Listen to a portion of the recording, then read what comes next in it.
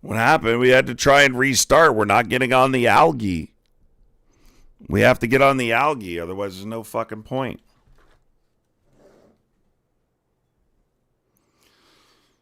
You have to get on the algae. You know what the algae is?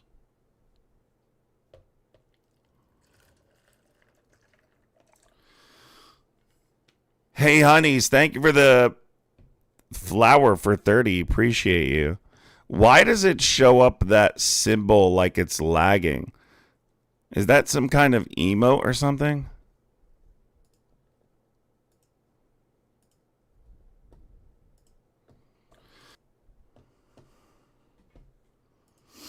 Does tapping help?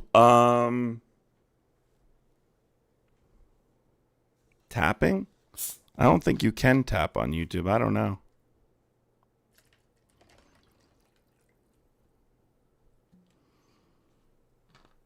I think the thumbs up button does. I don't know about tapping. I don't know what tapping is. Nacho Jake, thank you so much. I'm still figuring out YouTube, so I honestly don't know the answer to that question. But it's Friday, so it's going to be more difficult to get into the algorithm today. It's going to be harder to do. The only call we've had today was that fucking goofy troll.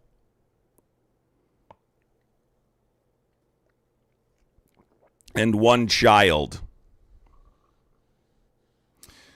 I'm not sure what that means, Tiffany. Can you guys look up at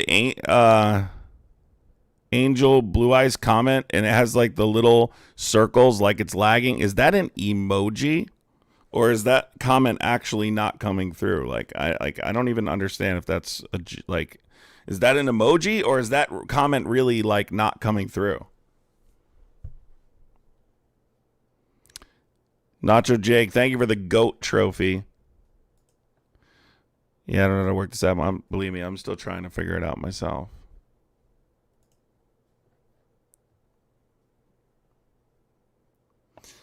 You like it when we cover the news? Yeah, it's good, but I would like to debate somebody, to be completely honest with you. I know that bar is very high. That's an emoji. I sound like a fucking... The fact that I didn't know that is embarrassing. But I again, this app is like... Oh my God, this whole time I thought those were comments not coming through. Holy fuck. That's as boomer as it gets, dude. Holy shit. Oh my God. I thought those were literally comments not coming through. Holy shit, dude. You're speaking facts. That's true, Izzy. Also, the Chud troglodytes are drunk. That's what they're not calling. No, they call when they're drunk, bro. They call when they're drunk, bro. Swear to God, this whole time I thought those were comments that were lagging. I don't read, like, I glance over at the chat every once in a while, and I think I just thought those were lagging comments. I don't know. What is that? Hand sanitizer? Guys, we're going to get off the algorithm again. If you are a Trump supporter, call in 908-652-3703. We had to restart. We just went over RFK trying to take SSRIs away from people, which is absolutely disgusting and despicable. And you should be ashamed of yourself if you support that. But yeah, we're back now. No, they still call when they're drunk. They call all the time when they're drunk. Yo, Adam, I really support you, bro. You're awesome, man. Love you, bro. Or they call in and they're like, you got 100 followers, man. This is going to be a Call kid. From Steve. Wow, an adult. What's going on, Steve? Are you a Trump supporter? No. I was just, I've called him before. I want to talk about the SSRIs. It's a conversation this country's needed to have for a very long time. Who'd you vote for, bro? I haven't voted past three elections. Okay. That's crazy, but go ahead. Yeah, we've talked before, but the whole SSRI conversation is a fucked up conversation. There was a doctor by the name of Bragen, Braggen. In 1994, he wrote Talking Back to Prozac. And this is at a huge cost to his own personal, career, but he was pushing for the black box warning labels that are on Prozac and other SSRIs, where suicidality was one of those. And there's a bunch of other ones.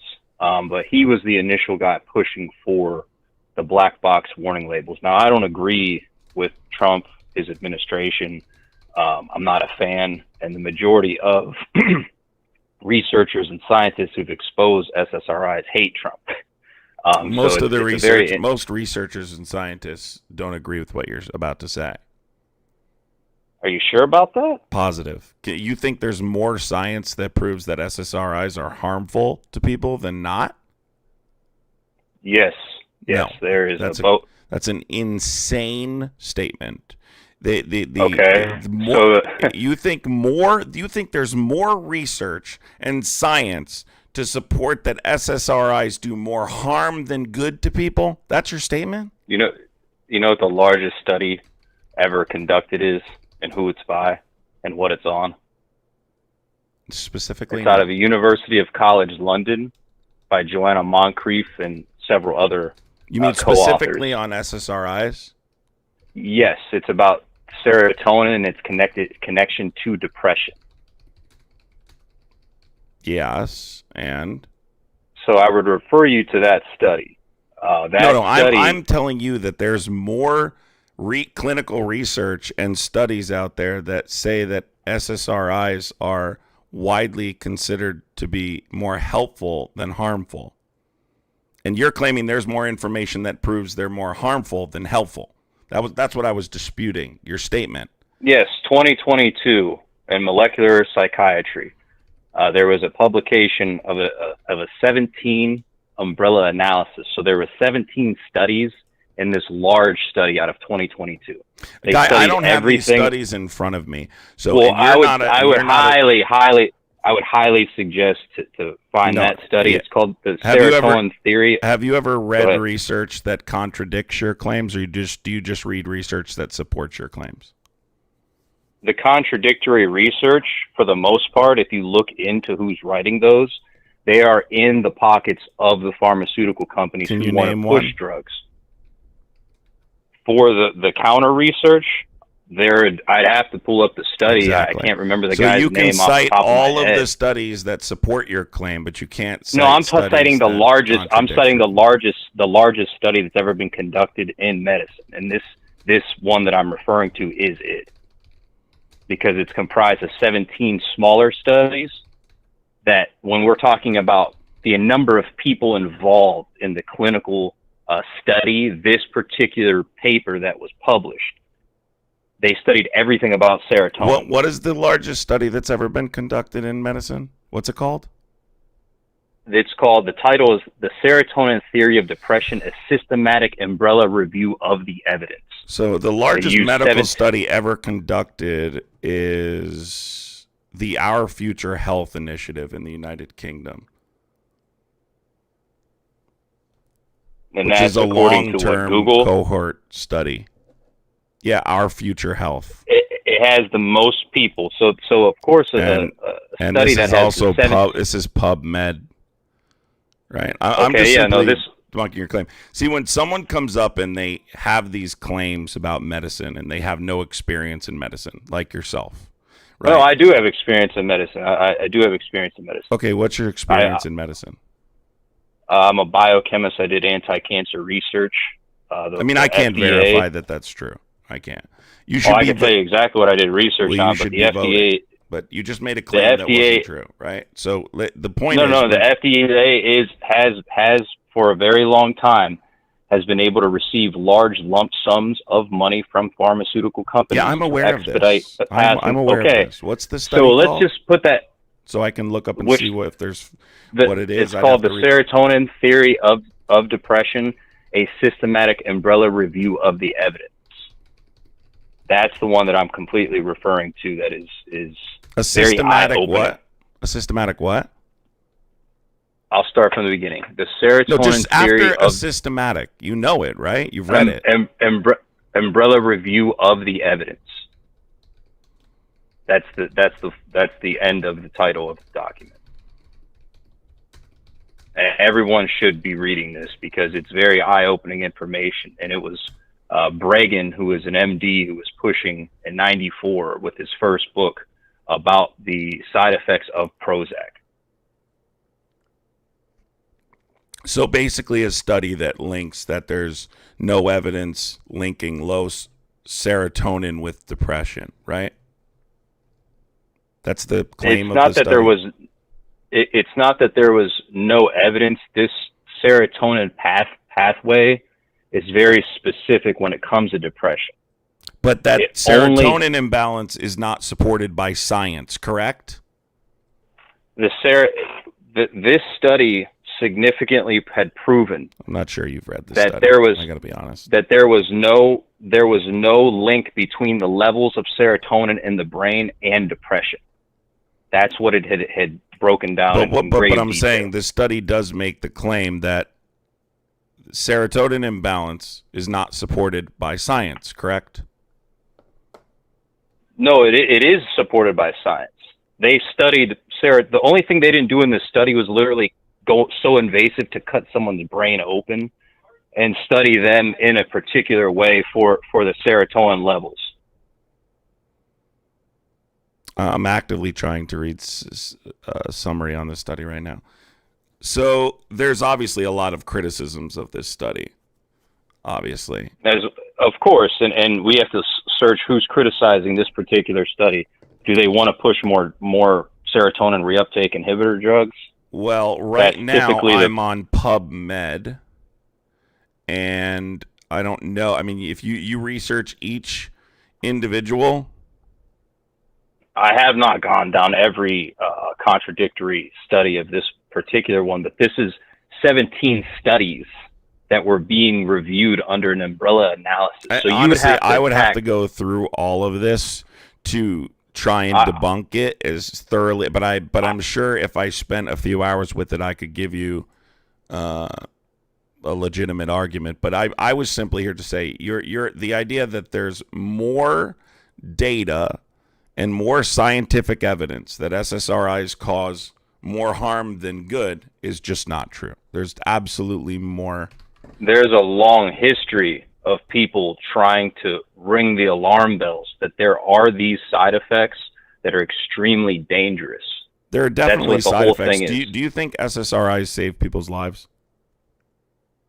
I think when SSRIs work, if they were to work, it's in a very, very rare occasion, because the only time that serotonin has been linked to depression. Do I have anyone in chat? I'm just curious. I know this would be anecdotal, but anyone in the chat, is anyone in here if you want to discuss it? You obviously don't have to disclose that you're on SSRIs, but do you feel that SSRIs have saved your life? Because I know people personally that claim they have saved their life. So I guess they're lying then. No, it's not that they're lying. It's that the human mind has a very extreme ability to overcome difficult situations. So the majority of researchers that are contradicting the SSRIs and their connection to depression levels, they're saying that the placebo, people's own ability to, push through and power on, the placebo is stronger than the actual drug. So your claim, that's what that study was also. That's what that study that I researched. I'm going to have a ball debunking it. But the point is, right? Did you just make the statement that it is a placebo effect for those who take SSRIs? Unless that person experienced a lot of trauma in their earlier life, they do not have a serotonin-related pathway to depression. Wow, that's the only time in which serotonin and depression, unless you've been exposed to it and researched it and seen that this thing has been a massive scam, you wouldn't feel this way. I feel this way because I know a lot of people, including myself, that have taken SSRIs for anxiety disorder. I know people that have taken them for major clinical depression. And I know that people were about to or in the process of planning to take their own life. And when they took these medications, in fact, and I don't want to disclose people's personal information, but I'm not saying this person's name, so I don't find it to be disrespectful. I'm not saying their name. Someone that I know was in a position where they lived alone. They were incredibly depressed. They were planning a date to do this. Ended up seeing a psychiatrist and a therapist at the recommendation of myself and others. Began taking medication. Is now in a relationship, right, with someone, lives with them, and is happy. I don't think that's placebo. I'm sorry. I mean, if you think that's a placebo effect, then, I mean, that's on you. I don't know how familiar you are with people who take these types of medications. Of course, there's going to be, when you're talking about medications that affect the brain, there's going to be side effects, right? That's clear. But to dismiss it, right, and say it's simply placebo, I think is entirely disingenuous. There's just as many people that would make the claims that it did make them suicidal, that it did drive them to mania, and getting off of them was very difficult. Now, for instance, if we were to talk about bipolar disorder, it's one of the main components is depression. And the majority of psychiatrists will not prescribe SSRIs. So we're talking about a massive depressive-based mood disorder, and there's a reason why they won't prescribe SSRIs. There's much better alternatives. Lamictal is one of those alternatives. So what I'm saying is there's better alternatives as there's been more research that's come out to SSRIs. It's not that in some people they don't work. In some people they do work. But there's a huge list. You made a claim that when they do work, it's a placebo effect. That was your claim. And a small percentage of people where their serotonin pathway has been affected and it is connected to depression, it will work. But in the majority of people that are feeling great, for instance, they may be feeling great because of their own ability to overcome tough situations, which would be looked at as a placebo. Have you ever looked into the trials that tested SSRIs against placebo pills? The replication error trials, where they have a hard time replicating the studies. Let's see. Yeah, that's what I'm trying to say is that there is a huge discrepancy with SSRIs. Other medications, there isn't. And Bregan was the first person to start talking about the large amount of side effects that we need to be aware of with SSRIs. Out of all the medications for mental illness or depression, anxiety, SSRIs have the most side effects. That's the problem I see with them, and I'm not agreeing. Well, it's a medication that affects the brain. I mean, that's not. I mean, so you're saying that medication has the most side effects. The most side effects that will lead to a much, how can I say, extreme lifestyle. That it's, like I said, it's very hard to get off of. Suicidality, suicide, mania, people driven to mania. And then further from mania, you have psychosis, complete break from reality. That's what I'm trying to say is the black box warning side effects. I think there's about 24 that the FDA had to put on. But they don't have the most side effects. That statement is absurd. You don't think chemotherapy? I'm talking about seizure. No. We're talking about mental. We're talking about mental disorders here.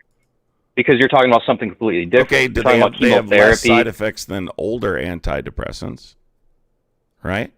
Then which ones are you referring to? Because the SSRIs have become the industry standard, and I'm telling you that the insurance companies... All I'm asking is for you to, if you're going to make a statement like that, make sure you clarify your statement. I said the extreme side effects. The extreme side effects would be suicide, mania. Mania is going to drive people to irrational decisions, And if it goes far enough, it would be psychosis, a complete break from reality. Those are dangerous, extreme side effects. I'm not saying chemotherapy doesn't have extreme side effects. When someone's nails or their it has teeth more glow, side effects than SSRIs. That's why I was trying to say, don't make the statement that they have the most side effects of any medication, which was your original I'm talking statement. about it for mental disorders. That's why I asked you. They have the most. Yeah, and I did say mental disorders, they do have the most severe and extreme side effects. There's 24 of them. Compared in the to black what, box. though? When you're talking about any other medication that would tackle depression, and an antidepressant Like that's not there's plenty of medications that do not use the serotonin pathway. You can research them right now. He doesn't know. I told you there's an alternative. There's an alternative to say bipolar. Someone who has bipolar. So there's mostly depression. There's a few parts to this I have an issue with. I'm always fine with reading studies. I'm not familiar with the study, so I can't fully debunk what you're saying in terms of the study itself. You're referencing things from the study. I would have to read the study. I'd be fine with reading it and coming back and discussing it with you. But there's a couple issues with your argument. Number one, you can only cite evidence that supports your claims. As I previously referenced, you couldn't cite a study that contradicted them. That's a major problem I find in people who make arguments like this, is they can't cite studies as clearly that contradict their claims and as thoroughly and eloquently debunk them, right? You're just simply citing supporting evidence only. Then you're making kind of these grandiose claims and then backtracking when you say that they have the most side effects of any medication. Now you're saying they have the most side effects of medication that involves depression. And then I ask you compared to what, and you can't tell me. So I don't Butrin. I don't think you're as thoroughly educated. Well, that's because you're Googling it. But the point I'm making is that I don't think you're as thoroughly informed on this as you originally believed either. I'm not a clinical psychiatrist or psychologist. And this is not something I typically What I'm trying to say is the people that have raised the alarms, that have made many different review studies in many different medical journals, that's where I've seen this information. I was referred to this information because I was on SSRIs myself. So that's what I'm trying to say is I was shared this information. I found a large amount of information that, for instance, that large study, the one from University of College London, Joanna Moncrief, the 17 umbrella analysis study, that one in particular in 2022, I would say you've cited. It's the only. I'm saying that you've that only has cited one studies. study. You keep saying it like it's a new thing. You're citing one piece of supporting evidence. Okay, so a large study a largest study on this particular, like I said, the most people involved, it has 17 studies within it, and they're all listed. That's what I'm trying to say is you're saying it's one study. No. It's 17 studies. No, what I'm saying under is this you're umbrella citing one piece of supporting information, right? That's what you're doing to support your claim. They use these studies to determine all of the things that serotonin is related to in the brain. The pathway. Right, and I don't have, obviously there's going to be some methodological errors in this study, I would imagine. This is probably a study that RFK references. If it's, I don't know that. I haven't looked into what he's. It's also not the largest medical study ever conducted, so that's also not true. But I would have to go through what those methodological errors are. I can't sit here and read a study on live stream in front of people and debunk it. But I can look into it, and we can have a conversation about it at a later date. And I most definitely will. Probably disagree with you, but I'm not saying I wouldn't read it and maybe say some information I believe to be valid or not, but I can tell you that I'm probably going to disagree with you. Well, I'm not saying, like I said, people haven't felt better while on them, but the benefits but you're claiming do not that it's outweigh a placebo. No, now you're making a different claim. Why are you moving? I'm not pivoting. No, I'm not pivoting. Pivoting is changing the subject. You're moving the goalpost. You claimed your original claim. By the way, there's no backtracking your claim. If I can debunk the original claim the next time we talk, you lose. You made a claim that if people get better on SSRIs, that it's largely a placebo effect. The majority is going to be a placebo. The minority, where they do have a serotonin pathway that's connected to depression, they had to have experienced trauma in their early childhood, severe trauma. That's where the pathway gets rewired, and it is connected to depression. So it's not that it doesn't exist. It's not that there isn't a connection between serotonin and depression, but it's in a very small, rare case. So it's like, would we have to say that everybody who's felt good from serotonin, SSRIs, they have childhood trauma? We couldn't generally paintbrush that. You know, we can't say that everyone was traumatized as a child. That wouldn't be fair. But the majority that do feel better, this study and other researchers have said most that's likely, an argument, because you can't prove it. You can't prove whether or not someone's subjective feeling off of the medication was due to the pathway that they may or may not have. Okay, let me just say this really quick, just as someone who debates regularly. But that's how much the drug helps, not whether it helps at all. Your argument is whether it helps at all. So even if the effect is small, it would still mean more people get better on SSRIs than nothing, which would justify. We would have to do a survey of people who have felt those side effects. How much do SSRIs help and for whom? Not they do anything? Which is it? Is it they don't do anything, or how much do they help and for whom? Because you went from they don't do anything, and now we're kind of going to who do they help and how much do they help and who do they help, right? Whether or not some of it comes from a placebo effect or natural remission doesn't change the fact that people on SSRIs get better. My argument was about the pathway, not originally, that they claim. That's what that entire study was stating. Okay, well, I have to go through. I can't argue the study. I can only talk about what you're saying. What I was initially proposing is that the serotonin pathway has nothing to do with depression unless that serotonin pathway was rewired in the early childhood. That's what my claim was. I was saying multiple things, and I didn't mean to throw so much at you. Like, I do enjoy your channel. I've called it many times. But on this particular subject, I'm not siding with the Trump administration because I don't like them. But there is a lot of research out there. And like I said, the first person to start talking about this, to start pushing to the FDA, hey, we need to look at this closer, was Bregan in his book, Talking Back to Prozac. And he goes through this in detail. Bregan is a wild conspiracy theorist too. Like, he has made other claims, and a lot of researchers do not like Bregan, but they say in regards to this particular thing that he was bringing up with Prozac, he was, on the money. Well, other things he's talked about, a lot of people don't like his other information of his, but he was the first one pushing.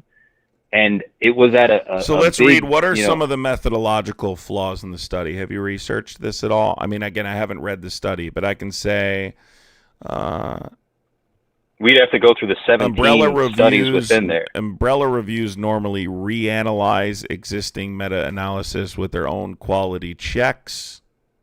They summarized prior reviews and some primary studies without a new quantitative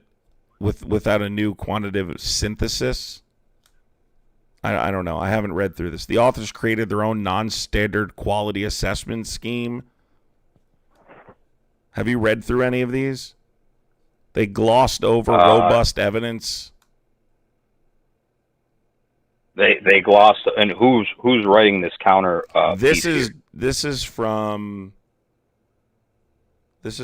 King's College London, which is what I'm reading this off of.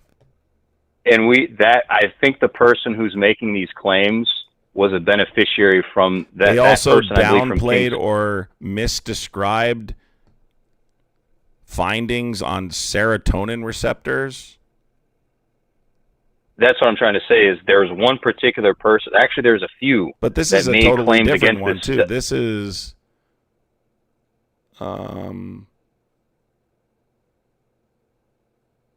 let's see here. Trying to see who the authors are here. This is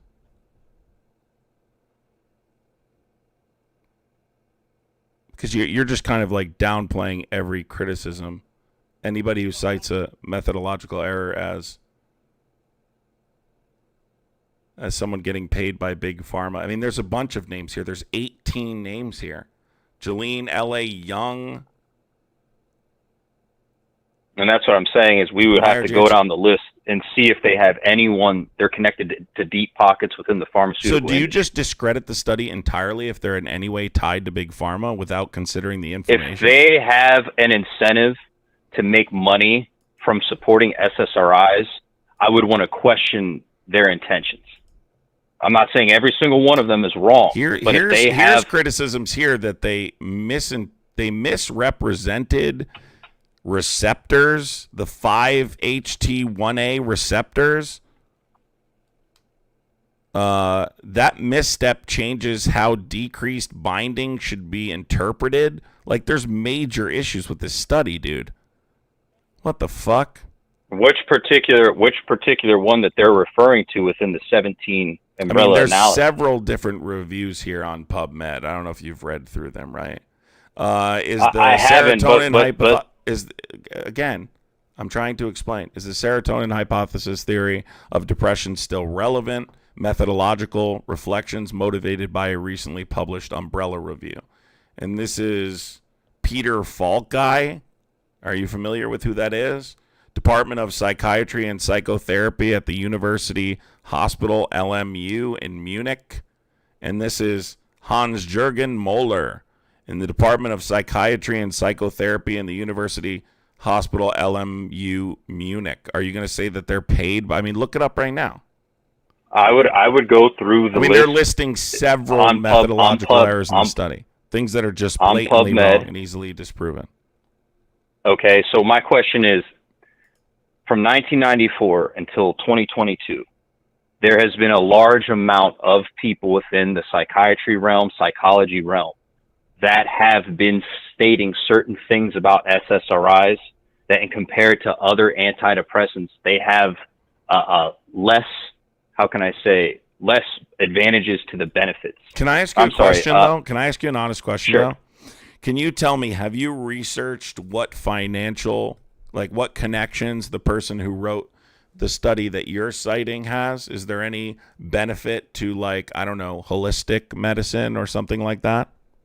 None of them are pure holistic doctors, and none of them have connections to another antidepressant. But have you researched what, organizations or what companies they're tied to that they could potentially benefit from by discrediting the use of SSRI? I don't believe any of them are tied to any pharmaceutical company. Have you ever looked into it? That counterclaim have you ever never. Looked into it? I haven't. Their names, Joanna Moncrief, the main researcher. She's not connected to a pharmaceutical company that's trying to push another drug. Have you looked into it? Have I looked into her particular? Wait, let me see if I can pull this up. Hold on. Yeah, have you looked into it? Yeah, look up. Have you looked into it? I have not looked into every depth of her past, but I wouldn't say... because this is why I'm saying that I feel like this is a biased argument. And I think I've pointed this out in a number of different ways. Well, here's the thing, dude. You can't give me a study. You haven't read studies that contradict your claims, right?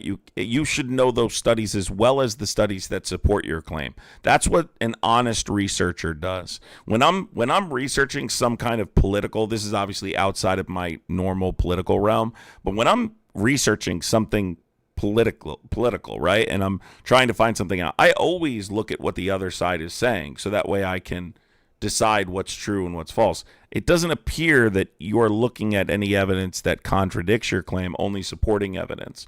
Furthermore, you haven't researched any of the people that have done this, right? That support your claims, that conducted these studies that support your claims. The 6 authors on there, I do not believe they have any benefit with any other pharmaceutical drug. So let's break this down, market. Right? Because again, I'm not a doctor. You're not a doctor either. You said you were, but I don't think you're a doctor. No, I'm not a psychiatrist, psychologist in the mental realm of things. I'm not. No, I'm not. Okay. What are you though? A biochemist. You're a biochemist. Where did you go to school? I don't want to talk about where I went to school. I did anti-cancer research for several years into drug development and pharmacology.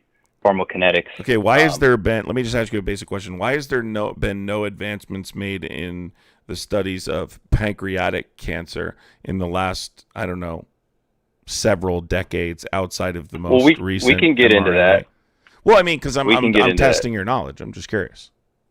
The main reason why there has not been any answers in cancer specifically is because when there is, for instance, a medication, it could even be a combination of vitamins, and this isn't in a holistic realm. This is in a well-researched realm. Vitamin C, for instance, by Linus Pauling, who was the main researcher. I'm not talking about cancer, though. I'm specifically referring to pancreatic cancer. Yes. What I'm trying to say is in the majority of, I'm sorry, I had a timer going off. The majority of answers that come out with cancer specifically, whether it's pancreatic, whether it's breast cancer, whether it's colon cancer, prostate cancer, if there is great research, the FDA will stall that research and not allow it to get through the full 3-phase clinical trials. A lot of the times, the small med tech companies that do great cutting-edge research, they will get bought up and then they will bury. That's definitely part of the reason, for sure. But what else? That's what I'm trying to say is that's But there's also a major component to that specific type of cancer. And I have not studied pancreatic cancer. I've studied colon. I've studied prostate, breast cancer. I know when certain drugs are administered in those, or compounds are administered in those, there is great remission. I mean, stage 4 colon cancer, prostate cancer, and even breast cancer have had great remission, and where the cancer doesn't come back. There's a drug. It was a combination of vitamins that was taken with 5-fluorouracil that was reducing like softball-sized tumors in women with breast cancer, for instance. Yes, I know. There's just great. There's a lot of good studies done, and there's a lot of great research. But when there's a huge incentive for the pharmaceuticals who come out with drugs that have extreme but no one's side denying effects, that, right? No one's. I'm certainly not denying that the impact of pharmaceutical companies on efforts to recovery efforts or there's too much efforts. Money to be made off of certainly, death. But that's not again. That's I'm not disputing that.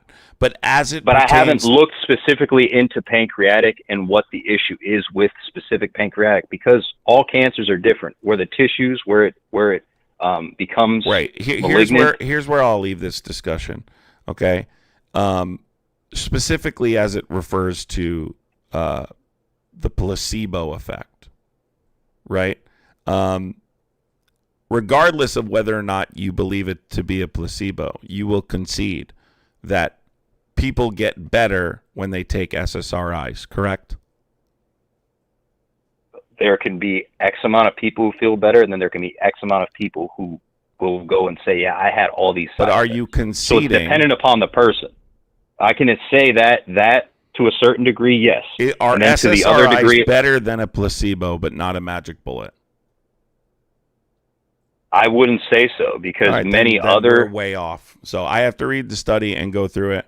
I'm just trying to gauge where you are, because obviously I'm going to come back with an argument. Obviously, if you want to debate this, I don't typically debate this. I don't think I've ever debated this before, but I definitely will be able to with some research. And I can tell you replication error is a big problem in all studies. Okay, and mental studies on psychiatry, there is much larger replication error than there is on, say, cancer studies. For instance, heart disease. It's unreal how many replication error But I'm issues there simply are. pointing to the fact that people get better when they take SSRIs. Your argument that the reason they get better is because of largely a placebo effect, or that they don't get better? I would say largely their ability to overcome their tough situation, that in a placebo regard, with SSRI specifically, I would say that's the case. Unless they went through severe trauma in their childhood and the pathway has been rewritten, that's the only caveat, the only exception. I'm saying the majority is going to be a placebo, because there's been a large amount of people that have stated, yes, these black box warning label things that the FDA was forced to put on, Prozac, for instance, SSRIs, majority, they have experienced those. Suicidality, mania, a loss of libido. You know, a lot of these things people have said, yeah, as soon as I was on those, I experienced that. People have mania without SSRIs, though. I mean, SSRIs, if they have mania. if they have a severe mental illness, yeah, you could say they prevent mania, though, don't they? I think they promote more mania than they prevent. That's what I'm trying to say. Is you mean these black box warning labels? You're talking about in withdrawal, not? Is that what you're talking about? No. I'm saying while taking SSRIs. There's, like I said, there's a reason why in bipolar disorder they will not prescribe SSRIs in mass. They just won't. That is a mania, depression-driven, illness-related. You know, it just depends if they're bipolar 1, bipolar 2. But yeah, that's why they don't prescribe it, right? So, but what I'm saying... That's what I'm trying to say is they won't prescribe SSRIs because they promote mania. Right. They can promote suicidality and bipolar. But what I'm saying is, would that person, do you believe that person, like, that's an issue of, like, someone not prescribing the right medication? No, that's not an issue. That's experience. That's psychiatrists who have experience with bad outcomes when SSRIs are given to a mood disorder such as bipolar. But if you prescribed SSRIs in that case to someone who suffers from mania without the combination of another drug, you would be misprescribing them, wouldn't you? Say that part again. I'm sorry. If you're prescribing someone who has mania to prevent if you're prescribing someone SSRIs who has mania to prevent mania, that would be an issue of prescribing the wrong medication, especially without a mood stabilizer. That has definitely happened. That's and the outcomes were not good. That's why they transitioned. I'm just looking for specifically whether or not you're willing to accept that more people get better when they take SSRIs. And I'm just saying more evidence. There's more evidence that supports people get better when they take SSRIs than not. And you're discrediting those claims by saying those individuals are tied to big pharma. Well, I don't think you've thoroughly researched those individuals, and I'll have to go in depth and look at it. I can't make the claim because I don't know them off the top of my head. Are you there?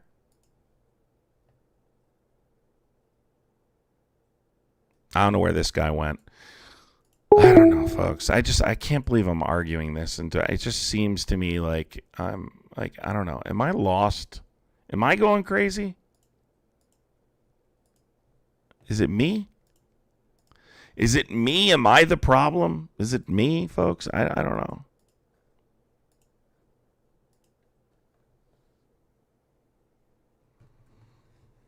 Am I the problem? I don't know. I don't know. I just know so many people who take these medications and they just get better. Are you a Trump supporter? I love Donald Trump.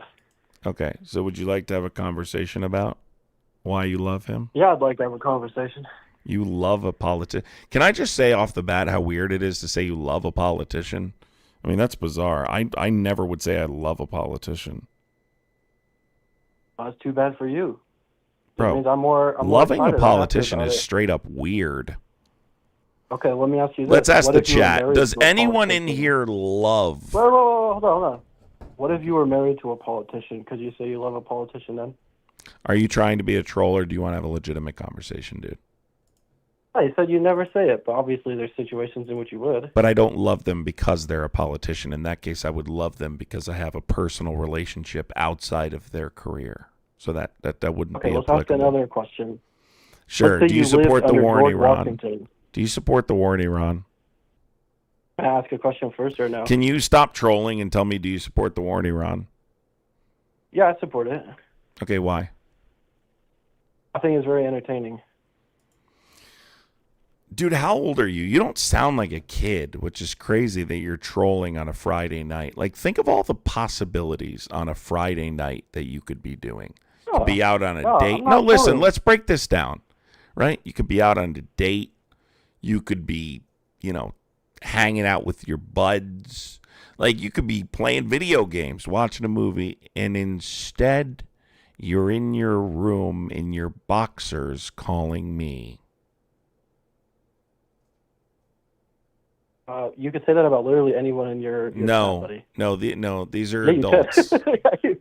These are They're adults. not even trolling. They're literally watching you guys troll. How do you know that come they're on, not? don't make How do fun you of know your they're chat. not doing something? They're just in the chat. You're calling How do you know me I'm not doing something? because I can hear it. I can hear your mom in the background. Can I go back to my first question? Sure. If You it's said you not a could never troll, love- if it's not a say- troll, I'm not interested No, in trolling. It's a serious question. It's a serious question. What's your Okay. claim? It's inappropriate to say you love Okay, a if you politician. say something you racist, think- I'm just going to block your number and I'm you're not never going going to to say call anything again. racist. I promise. Okay, I go promise. ahead. If you lived under Abraham Lincoln in the Union, do you think it would be appropriate to say that you loved Abraham Lincoln?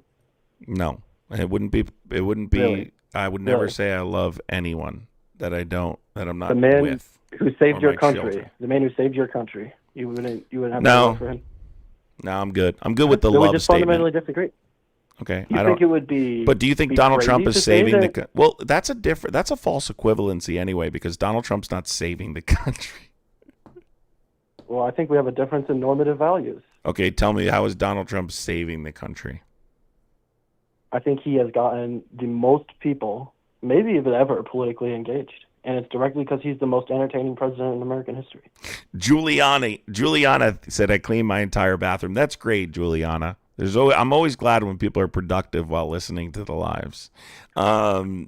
So you said that he's gotten the most people engaged in politics.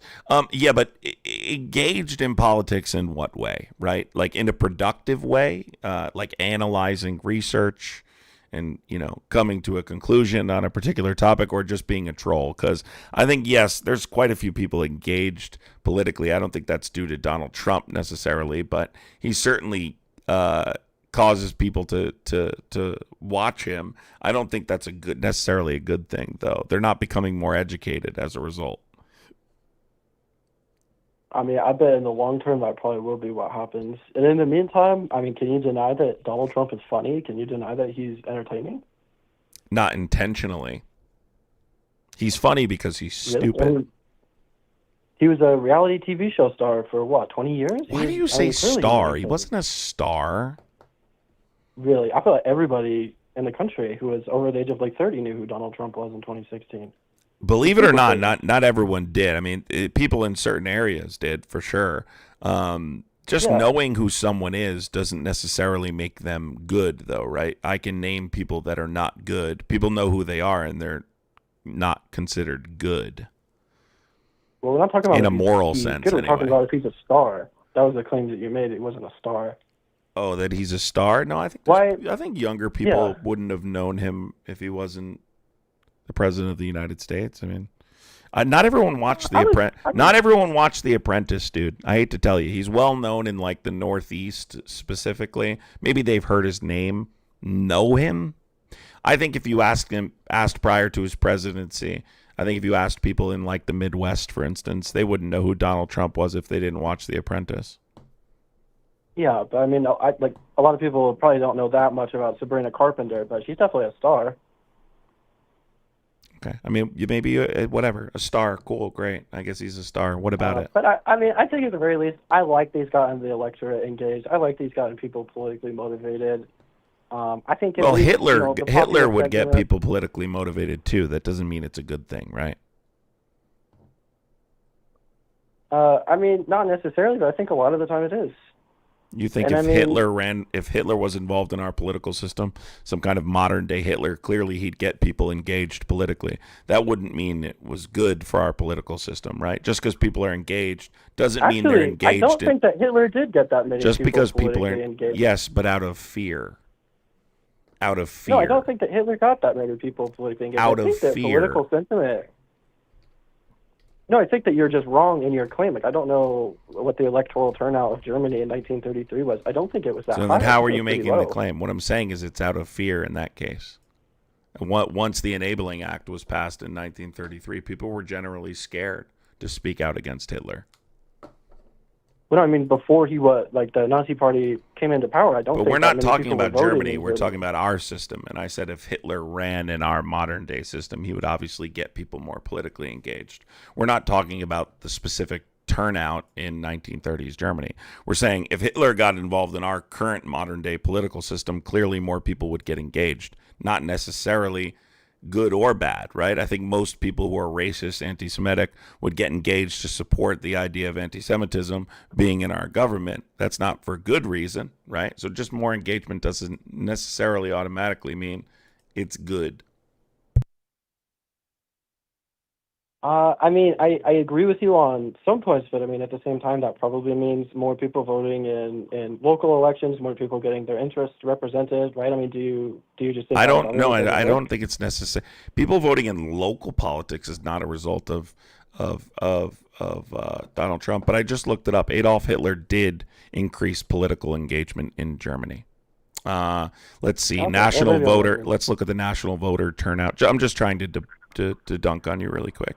National voter turnout increased dramatically as the Nazi Party surged, rising from 74.6% in 1928 to 83.4% by July 1932. By 1933, March, right, turnout reached a staggering 88.7. The support was the support was largely out of fear, but the membership growth within the party was also significant, from 108,000 members in 1928 to over 800,000 members in 1932. Okay, so you're obviously factually right there. I thought that political. Well, you engagement thought was- wrong. But well, hold on. Could we agree that that's probably a perimeter, like outer edge case that in most instances? Well, I probably wasn't. do Well, want you most brought of it the up. I wasn't electorate? referring to Germany, though. I was simply saying if you took Hitler and took him out of Germany's political system in 1932 and put him in our political system, he would increase engagement, but not necessarily for the right reasons, right? Hitler's a little bit different because Hitler was kind of trying to portray himself as a socialist, right, to lure in the working class, and Trump is a Republican. He's always been right wing. He did lie about his policy agenda, but he didn't claim that he was on the left. Right, but can we agree broadly T-Moss, that- T-Moss, I'm muting you. You're a goofball. Okay, you're muted. You're a clown. Go ahead. Can we agree that maybe in some outer perimeter cases you don't want more of the electorate engaged, or maybe it can be a bad thing that broadly in most cases you No, do I think want the electorate to vote? negative. I think the negative would outweigh the positive, right? And Trump got elected, What- so unless you're arguing that the previous election was fixed, I could just point out the negative consequences by the amount of people that participated in the previous election but ended up voting for someone that I would largely consider to be fascist. Okay, so like, what are your big things that you don't like about Trump? So whenever I have this conversation, the first thing I would start out with is always going to be the fact that I think he's actively protecting dangerous people inside our government, people who have engaged in the sexual assault of children and potentially implicated himself.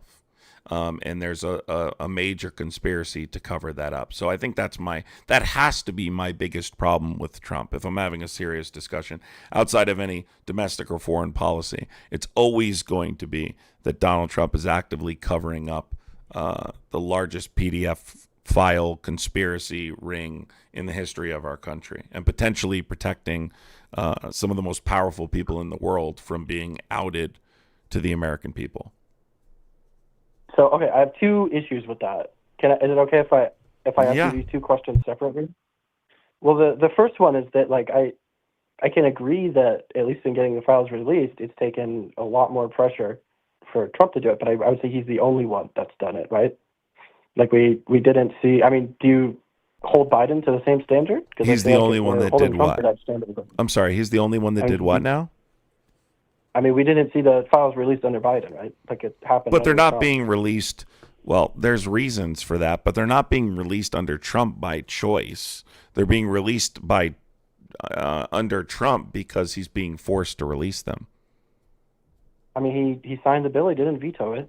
Because it because it had a veto-proof supermajority. Well, he couldn't veto it.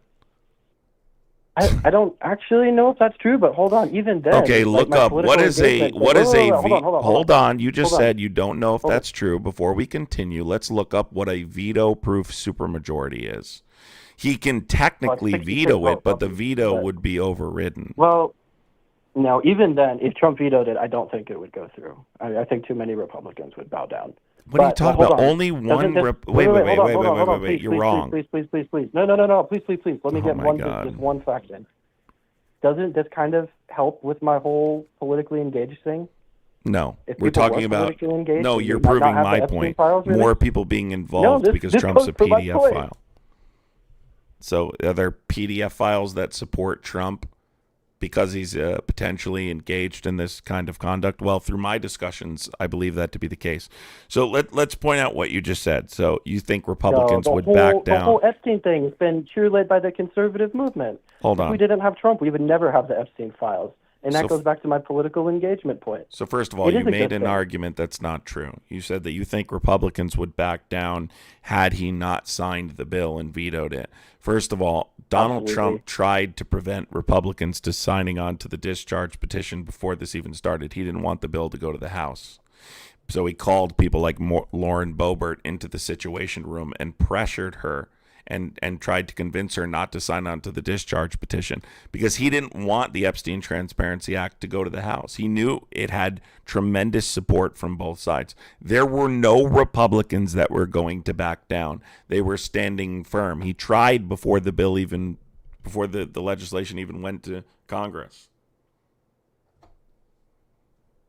Okay, but you understand there's a difference between the House of Representatives and the Senate, right? There was only one nay vote. There was only one nay vote. You understand the supermajority is very different. The supermajority is very different from just a simple majority.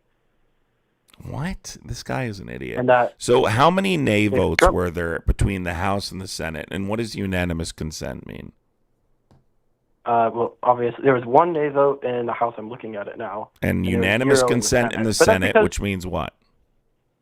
I don't think Trump was publicly like saying. So unanimous consent means that all 100 senators greenlit the bill. There was no opposition to this bill. He even tweeted out, any Trump supporters who support this are idiots. So it had this support that he could not stop. Regardless, the law was passed, he signed it, and now the Department of Justice is not in compliance with the existing law. Agreed? I'm sorry, can you repeat that? Is the Department of Justice in compliance with the existing law? I'm not fully aware. From what I've heard, no, but I haven't looked that seriously into it. Okay, that's the problem. What did the law say specifically? I don't know. Any documents relating to the Epstein file had to be released? I don't know. Yes. This gets into my second question. Any document. I'm sorry, but if Trump had vetoed it, I'm pretty confident. No, that's not true. The only reason you're saying that is the only reason you're saying that is because you aren't familiar with the situation. Donald Trump tried to convince Republicans prior by telling them not to sign on to the discharge petition. Lauren Boebert was called into the Situation Room. He didn't want this to even go to the House. He didn't even want this Epstein Transparency Act to get voted on because he knew how much support it had. There was a tremendous amount of support in Congress. Why? Because the American people wanted it. And it wasn't particular to one side. The American people wanted it. So when the American people want something, they're going to vote for it because they don't want to lose their seat. Okay? So it's going to pass regardless of what he does. He signs it. No, because listen, if Trump vetoes it and he says that I'm going to primary any Republican that overrides my veto, okay, that's probably a bigger threat. He literally was telling them that on the original vote. He was saying, do not support this on the original vote. No, he couldn't stop it. Listen, you understand there's a difference between like making some tweets and a couple offhand comments and like actually vetoing it and launching a coordinated pressure campaign. You know, using your media and your various... Listen, you're trying to hang on to some ridiculous hypothetical that you can't... No, it's not a ridiculous claim. Trump has done this before. Can I finish, please? Like, I'll grant you that, okay? You're not granting me anything.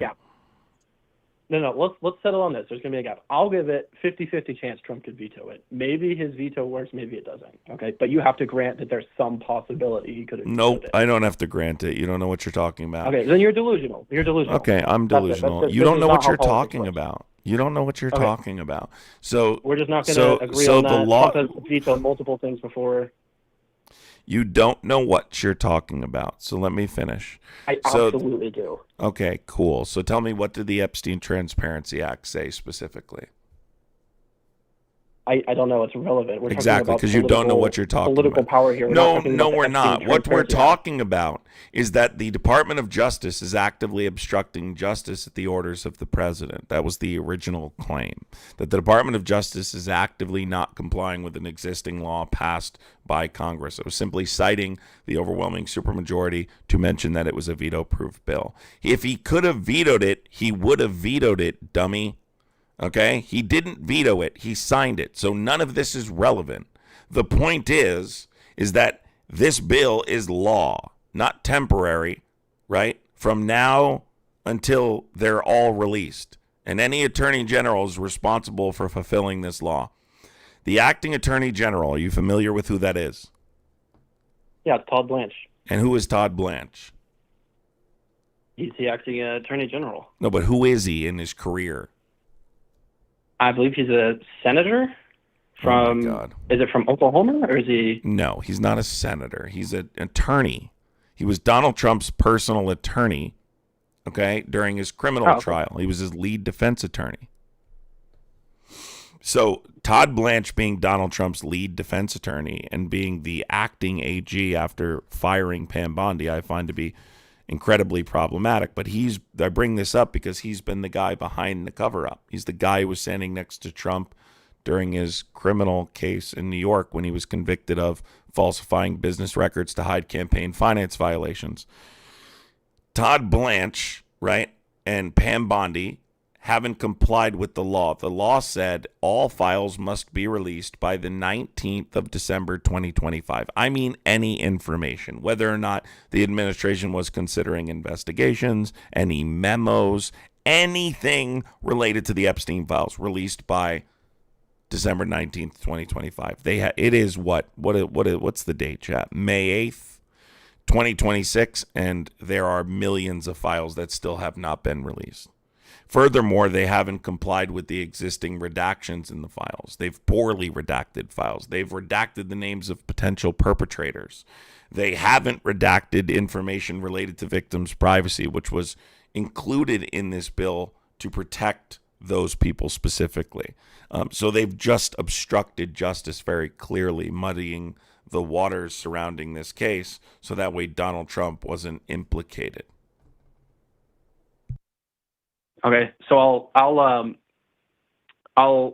summarize my 2 points regarding this, and then I'd like to move on to my next question, if that's okay. I don't know what your next question is, but go ahead. All right, so my first point was that, dating back to my original claim, that Trump has mobilized the electorate. Okay, he's increased political turnout. I think that this release of the Epstein files is a direct result of Trump's mobilization of the electorate, and then therefore a benefit. And you say that's your number one issue. The second thing is that I do think Trump probably could have vetoed it. It's a roll of the dice. Maybe he would have failed. It's not true. I already proved it. You can't definitively prove it. Then Like, why you didn't can't he assign veto zero it? Why probability. didn't he veto it? Well, maybe he thinks that he could hide something bad in it, or maybe there's actually nothing that bad in it. What? Maybe he genuinely Then why thinks are it's a they waste of time. obstructing justice?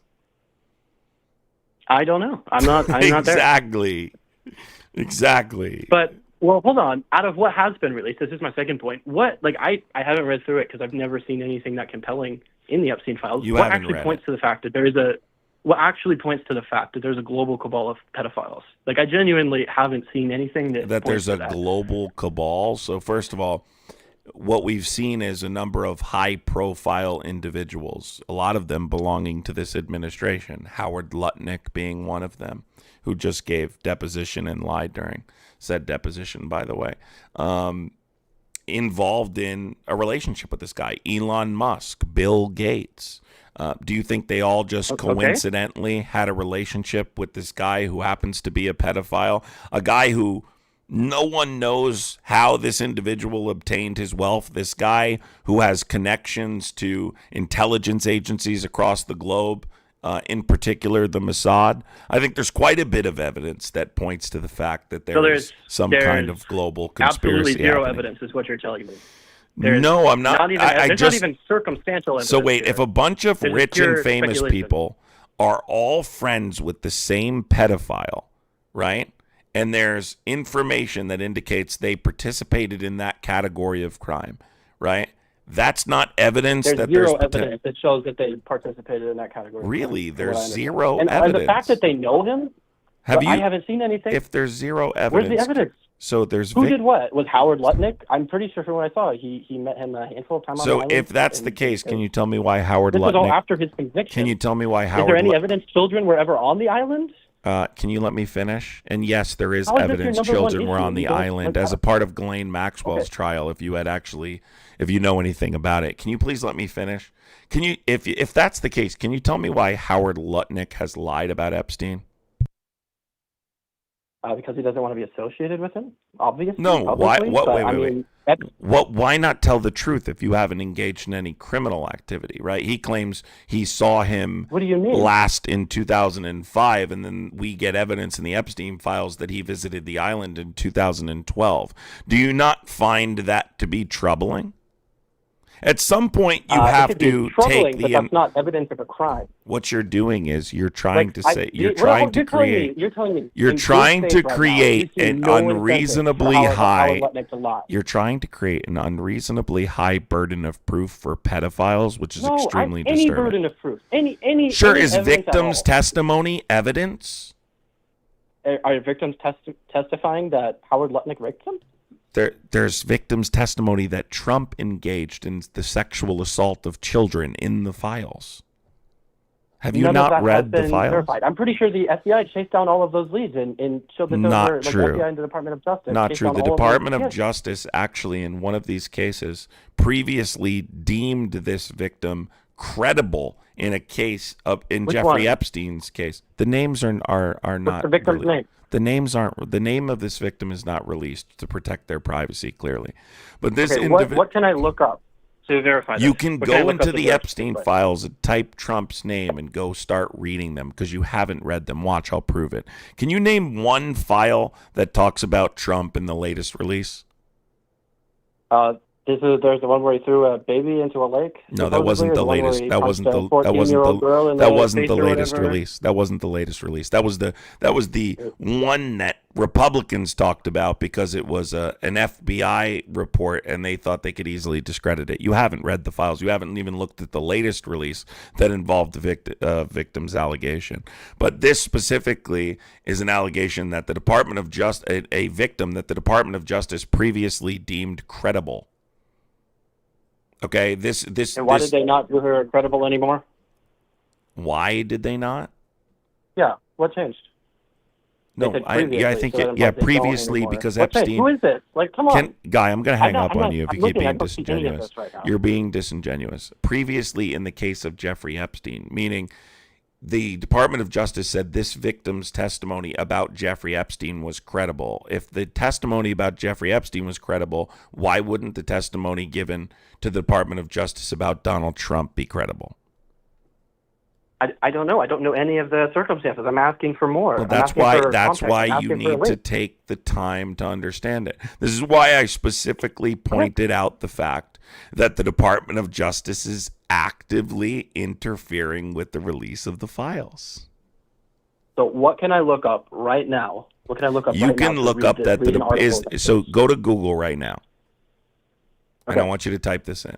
Is the Department of Justice actively interfering, obstructing justice in the release of the Oh, Epstein? no. Who is this All right, person? have a What good can day. I If you pull don't up? want to do what I tell you, I'm not going to waste my time. I want to educate you, but I'm not going to waste my time. This isn't a gotcha session, you goof.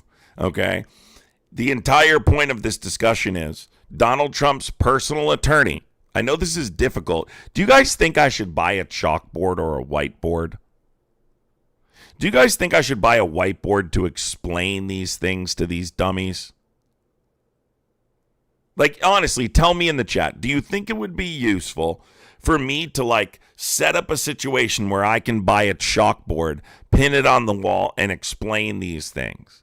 I actually think it might be. I'm not even kidding. Does anyone think? Maybe? Call from It's Ryder Northcutt. I'm 20. Ryder Northcutt, what's going on? Are you a Trump supporter?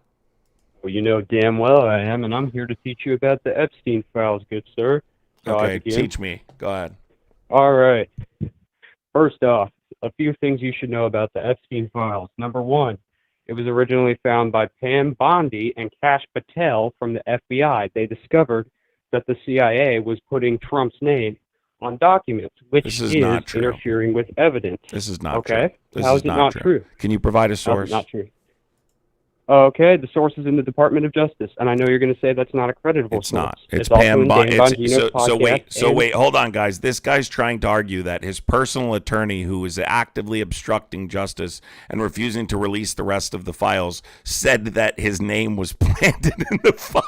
He's trying not to release the rest of the files because his name has been tampered on there. Oh my God, I can't laugh.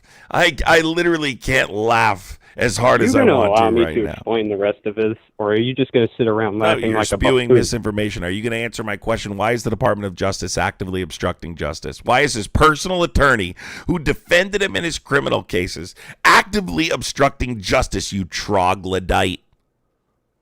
That's not a word. Anyways, He Epstein is said it's working with not a Trump. word. Did you hear what Trump this guy is working with Epstein, yes. Trump Guys, is did you working hear what with this guy Epstein. just said? He said troglodyte is not a word. Okay. Trump is working with Epstein. Do you want to know how? Because it's not how you think. Okay, dude, go ahead. This is funny. Go ahead. Okay, so this has been. Bro, I can't take your laughing. Hold up. Bro, I'm getting. All right. Let me lock in for a second. Yeah, lock in, bro. Jeffrey Epstein is in a court case right now with Donald Trump, where he's going to testify against some of the people who have been convicted in the Epstein files. For example, Bill Clinton, his wife. Some other non-prominent figures include NASCAR driver Brian Vickers and the lead singer of the band U2. He is doing this to get a very lower life sentence and a less harsh punishment. Let me start off by saying this. Jeffrey Epstein is a terrible person. I agree. But if he's going to testify against the people that were involved, then Trump needs them alive. This is why they allegedly faked his death. I'm sure you've been aware of Palm Beach Pete, correct? Palm Beach Pete? Yes, I'm aware of him. He's not really Jeffrey Epstein, dude. Yeah, I know that is Jeffrey Epstein. You Most think likely. that's Jeffrey Epstein, that Palm Beach Pete guy who's streaming? You, guy, why are you Dan guys so Bongino deluded? hinted at it in one of his podcasts. What'd you say? I'm presuming you know who Dan Bongino is, correct? The former the deputy director of the FBI, podcasting clown. Podcasting clown? Yeah, Yeah, I Dan guess Bongino is a complete clown who was the deputy director of the FBI, and I'm glad you brought him up because Dan Bongino walked out of the Hoover building when he found out that they weren't going to release the Epstein files. Why did he do that? Why did he go on some kind of hiatus and then return? This guy thinks Palm Beach Pete is Epstein. I mean, this is the level of stupidity we're dealing with here. Yeah, level of stupidity. Yeah, right. All right. Anyways, back to my. Why do you tirade think about Palm the, Beach Pete is Epstein? Explain. in a podcast? Do I have From mods Dan in here? Bongino. Are there mods in here? Listen. If you're a mod and you're in here, make yourself known in the chat. Go ahead. Dan Bongino is an FBI deputy, so obviously he can't release anything like this, or he's going to get put on trial for treason. Correct? Yes, but he was angry that they weren't releasing it, according to inside sources. He had a meeting with Susie Wiles and a few other people about this. And Oh yeah, I know that's correct. Dan Bongino was so mad why that they weren't why was releasing he it mad? because- Why was he mad about it? Because the Democrats and the liberals were also on there, and he wanted to get those exposed as soon as possible. Which brings me back to my point that I was trying to make. Desi's They the kept all right, the Desi. Epstein I see you, files because Desi. Trump's name was on there, and then they released it because they found a copy of the Epstein files. You, with your intellectualness, should know that every CIA document has a copy. This was released by Kash Patel, Dan Bongino, and a few other key members who I will not go to because I don't want to waste your time. Anyways, Oh they my released it, and that's how a lot of members of the Parliamentary House, Senate, State, and even key members of the Liberal Party got exposed for being in the Epstein files, including I the see you, rhino, Desi. Bill Clinton, and his wife, who are now going to Capitol Hall. They already Explain this. They already testified. I know. Desi, Explain that. I see you, Desi. So first of all, dude, this is crazy, but I don't think we're gonna have a super in-depth discussion because you're full of misinformation, which is crazy.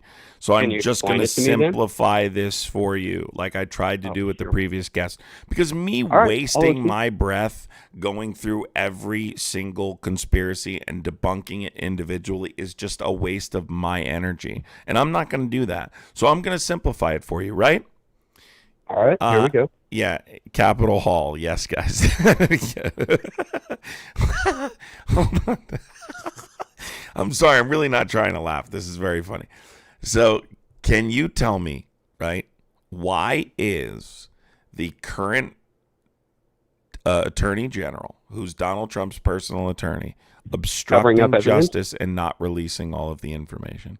By the way, I got to say this really quick. This guy Dale in chat keeps saying that I'm full, right? By the way, wrong. You're full of misinformation. First of all, who is misinformation? Like, I need to meet her because every Republican talks about her. That's Miss Texas, 1989. Yeah. Just kidding. Did Anyway, Donald Trump walk in their locker room too?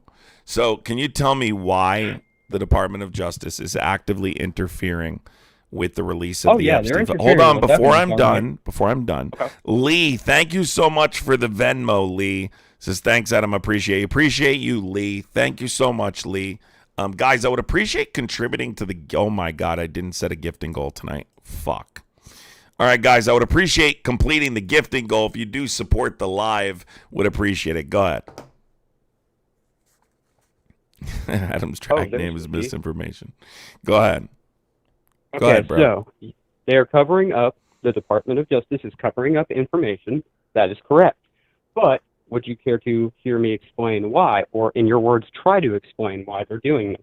Okay, so it's just your theory. It's not rooted in the truth. You need to listen to Dan Bongino more. Bro, I already explained to you, Dan Bongino walked out of the FBI building because he was so That frustrated. doesn't mean he doesn't have information. You have to remember. Okay, whatever. like Just you tell said- me it's not rooted in anything, but go ahead, tell me.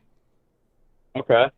It's not rooted in anything. Yeah, right. Hold on. Someone said, didn't know you were into that, Adam. I'm addressing it because it'll trigger Republicans. Yeah, I fucking think drag is awesome. I think drag shows are the shit. Go ahead. Okay. They're covering it up because Trump has been put on the Epstein files by the liberals. This has been proven by the Department of Justice, who you claim is not a credible source. Okay. Dan Bongino, who you claim walked out. That doesn't have anything to do with the situation. And multiple other FBI and CIA directors. Even before Joe Biden, a few of the CIA directors claimed that they were going to have this happen. Let me see if I can find the name real quick. Okay. It was.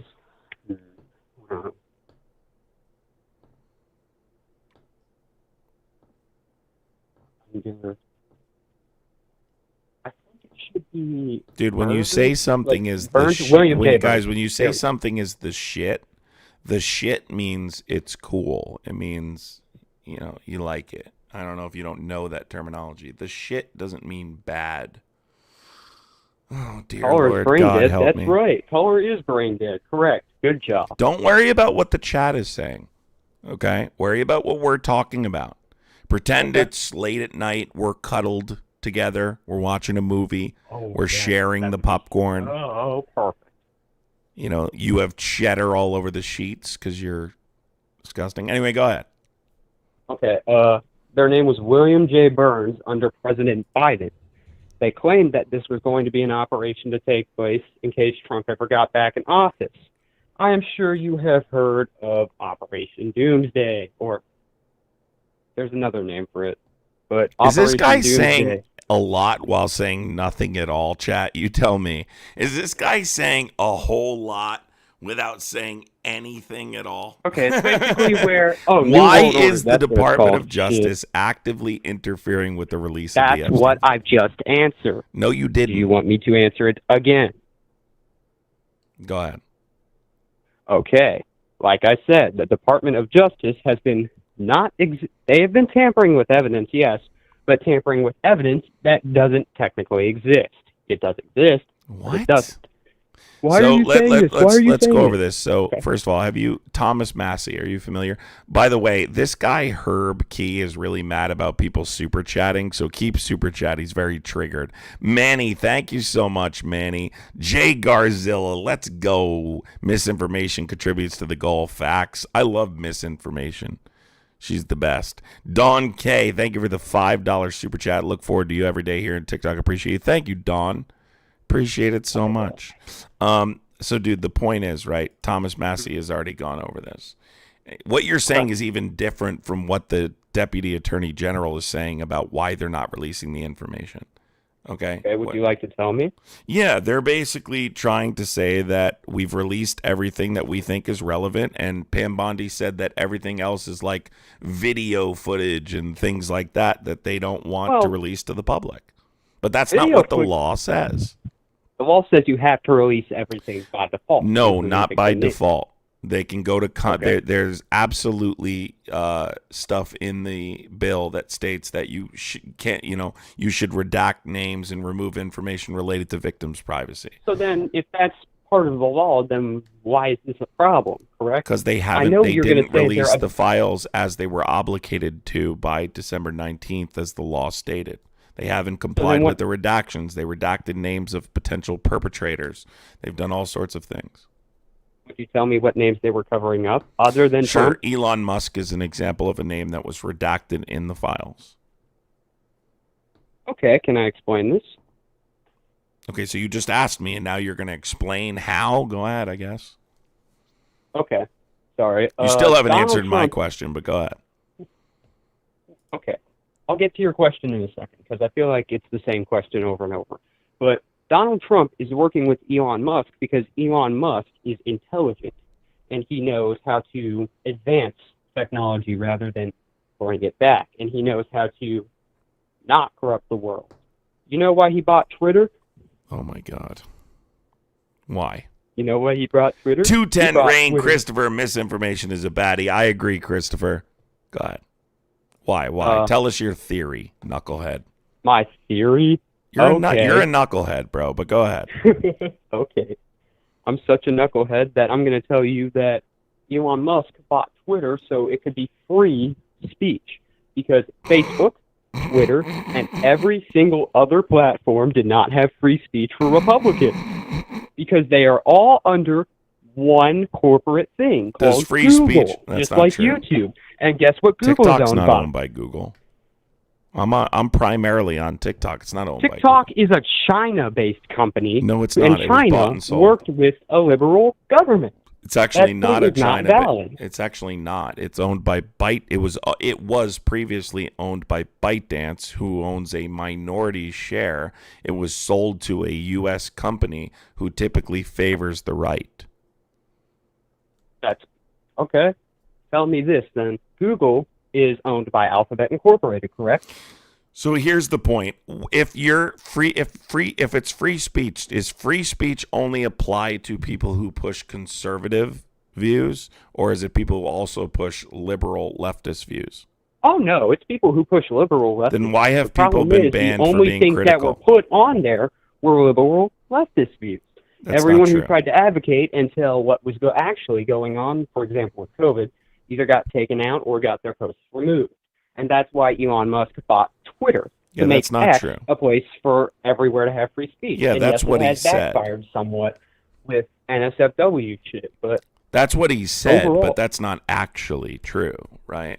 Like okay, that's not so to actually what explain happened. What's actually going So on? if he's a free speech advocate who merely cares about making sure that everyone has a First Amendment right, why has he banned people who were critical of him?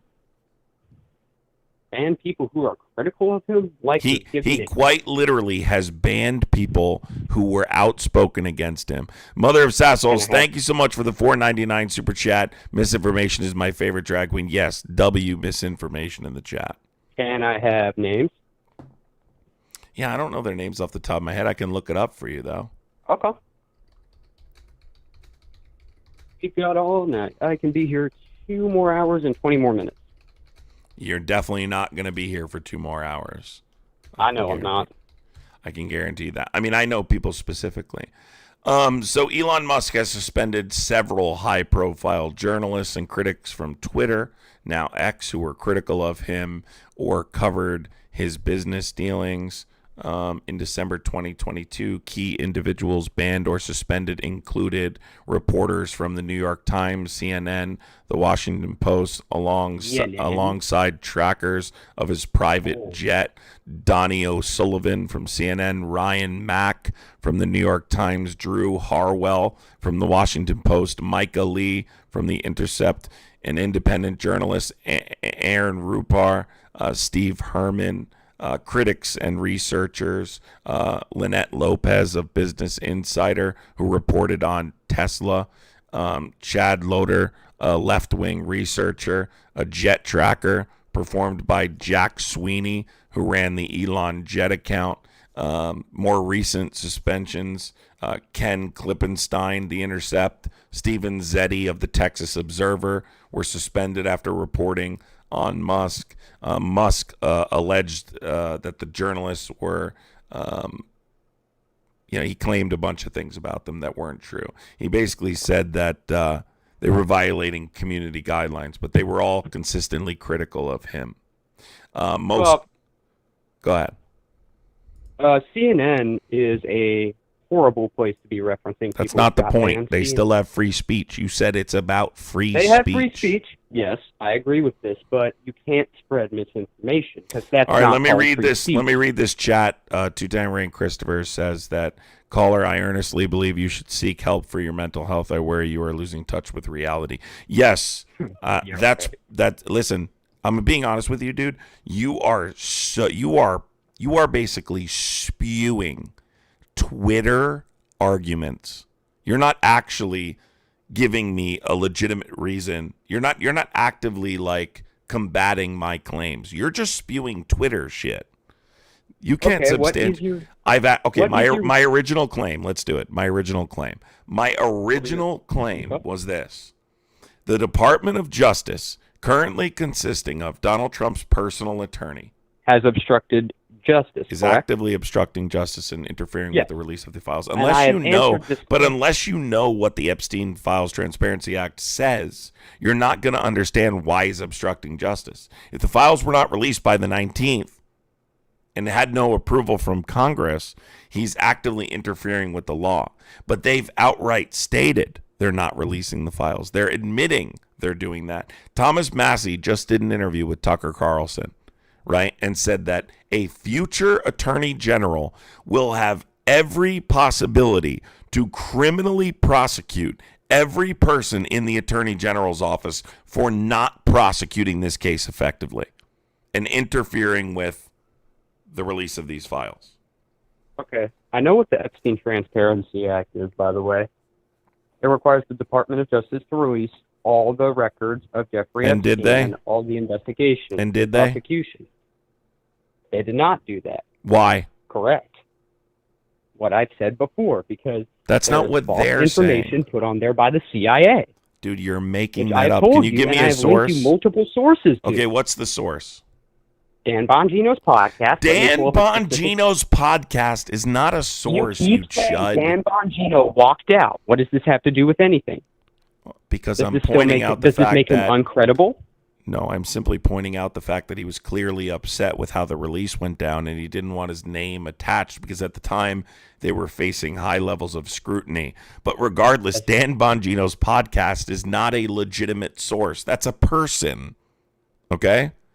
Okay, but that's the FBI director, former FBI It's deputy. not the former FBI director. It's the former deputy director. I corrected myself on that. Okay. Good call. And just because he was the deputy director of the FBI doesn't give him some kind of credibility. The Department of Justice and Pam Bondi and Todd Blanche, the FBI wasn't responsible for the release. They're responsible with complying with the Department of Justice and providing them the information they needed to release the files. But this lands squarely on the shoulders of Pam Bondi and Todd Blanche, who occupy the Department of Justice.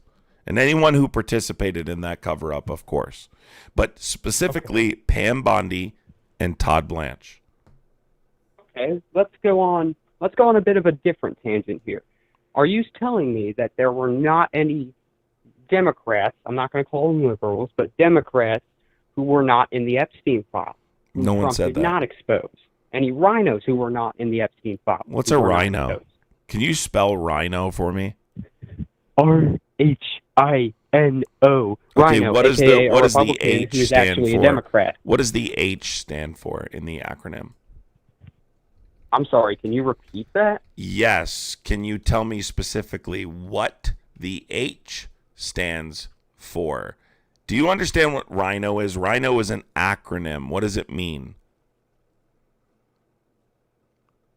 The H? What does the acronym rhino mean? The acronym rhino, the H stands for IN. There is no H in the acronym I rhino know. used in a political The sense. H is What the does IN. rhino, the acronym, mean Republican used by in name Republicans? only. I'm sorry, is there Republican in an name H only. in that acronym? Exactly, no. So then what are you saying exactly? You included an H. Okay. It's an Oh, I did acronym, not. you goof. Fuck. I'm making myself sound stupid, but it's a Republican in name You only. absolutely are making yourself sound stupid, and it's because you're Googling the answers while you're I'm simultaneously Googling the answers. debating. No, I'm not. It's You a Republican in name only, you- a.k.a. somebody who acts like a Republican who is not. Which you AKA just the Googled Bush because you Senior, thought Clinton, that it and was... Bush Jr. Well, there's no H in the acronym, so that's why I pointed that out. You don't know what rhino Okay. means in a political sense. I do. It means George Walker Sr., George Walker Jr., and Bill Clinton. Might I add out, there has Bill been Clinton no was a Democrat, actual you Republican goof. president since Ronald Reagan. How is Bill Clinton a rhino? He's not doesn't even belong to the same party. Yeah, you're done. He is? You're done. What are you doing tonight? I need you to wait. What's tomorrow? Saturday? I'm giving you homework. Do you understand me? I'm giving you homework. Shut up! I want Don't you to tell my wait. ass Shut to the shut fuck up. up.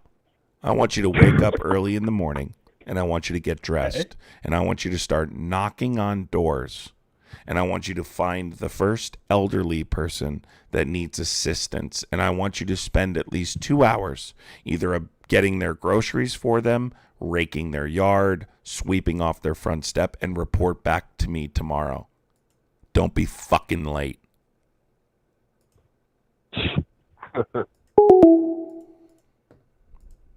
It's all you can do, folks.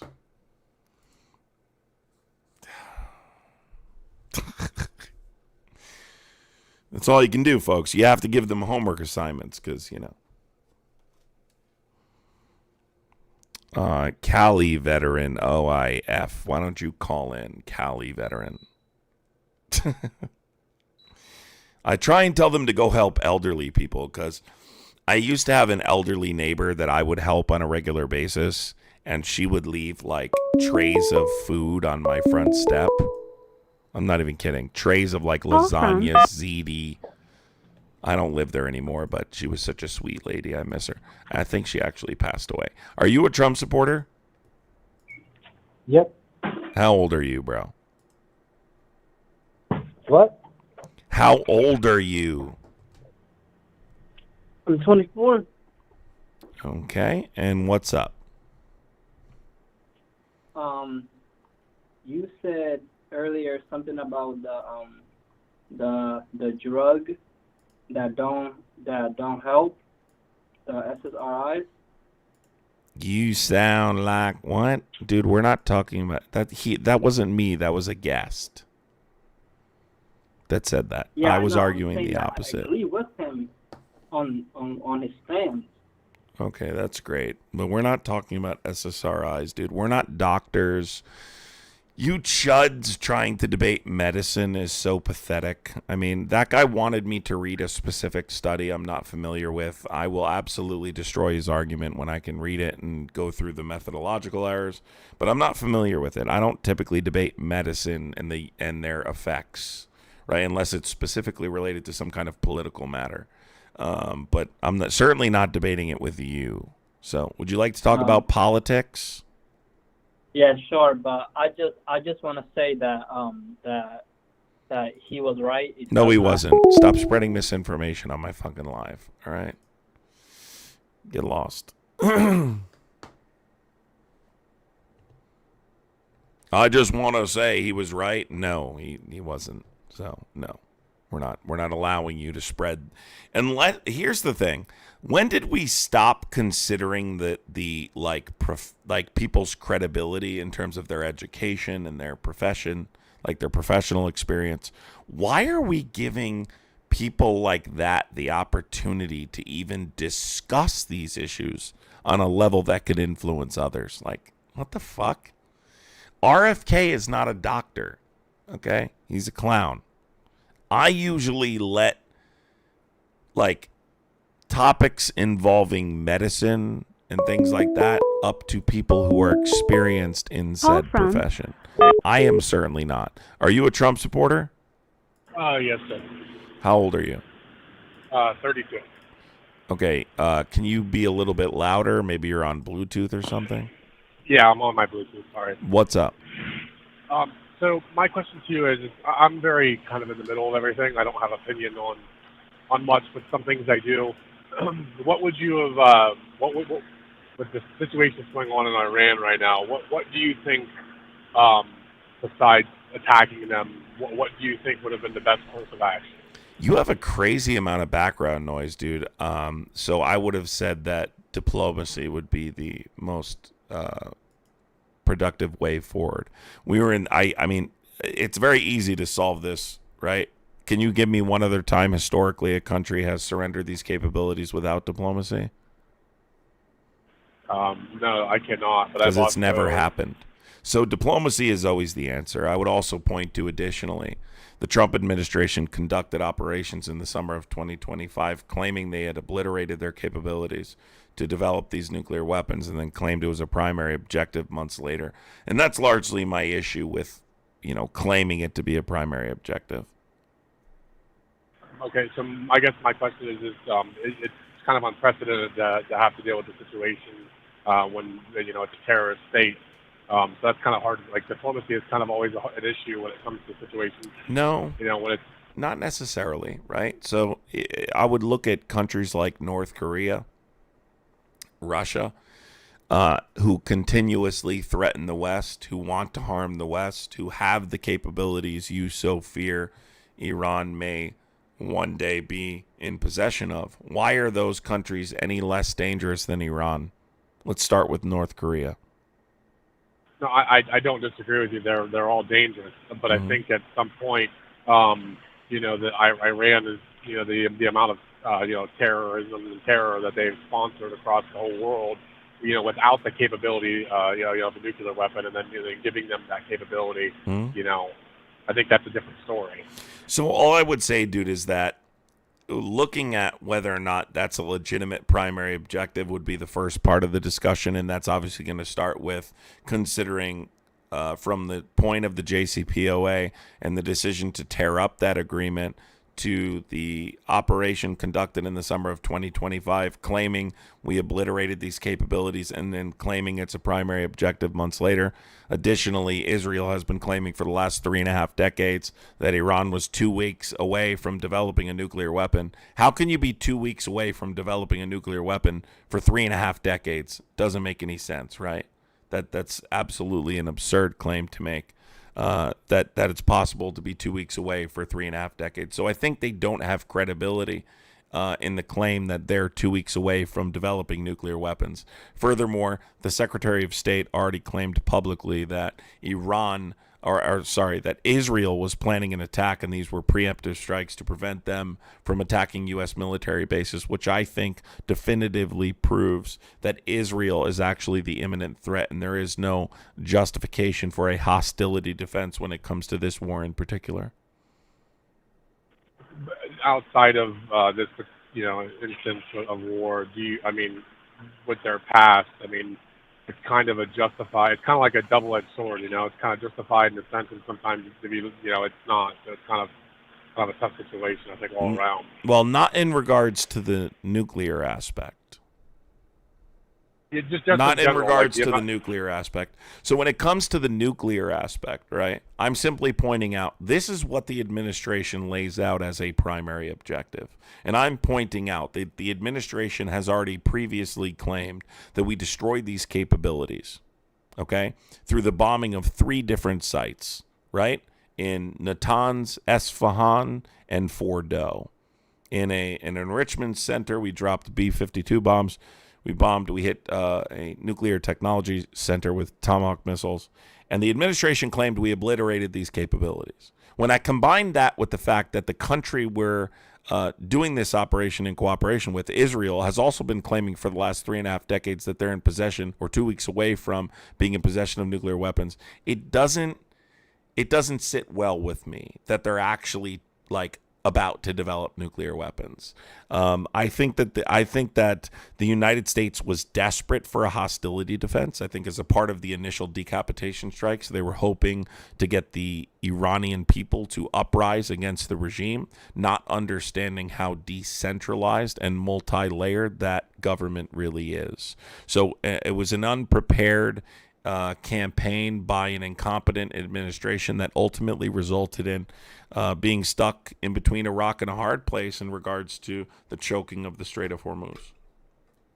Do you think that if this wouldn't have happened, what do you think would have happened down the road? Like, say, in an alternate universe 10 years down the road, if they didn't take out their nuclear capability, what do you think would have been the outcome? Do you think it would have been any better, or do you think it would have been worse? I think that you're basically asking me, do I think Iran should have a nuclear weapon? I don't think Iran should have a nuclear weapon, like I don't think any country should have a nuclear weapon.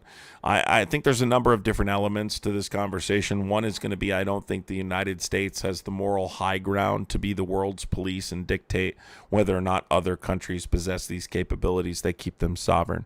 I think we need to discuss historical precedent in regard to whether or not the United States is upholding pre-existing agreements in which countries have surrendered these capabilities, such as the 94 Budapest Memorandum. And I think we need to consider what the country they're working with, Israel, has claimed in the last 35 years in regards to them possessing these capabilities. I don't think Iran is as close to developing a nuclear weapon as the United States claims they are. And I think that if they are, I don't think they have any intention on attacking the United States. I truly believe that in my heart. I think Israel, you could make an argument they might want to attack Israel in response to what Israel's done. But I do not believe they have any intention on attacking the United States. I mean, they don't even have the missile technology to reach the United States. So I don't believe that the United States, in terms of the United States here at home, was at any risk of being hit by a nuclear weapon. And that's what the administration is claiming. I think there needs to be a change in how much we engage in conflicts in the Middle East on behalf of Israel. I think this is Israel's conflict, and we keep getting involved in these conflicts and actually incentivizing these countries to develop these types of weapons to either keep themselves sovereign or respond in some kind of retaliatory measure.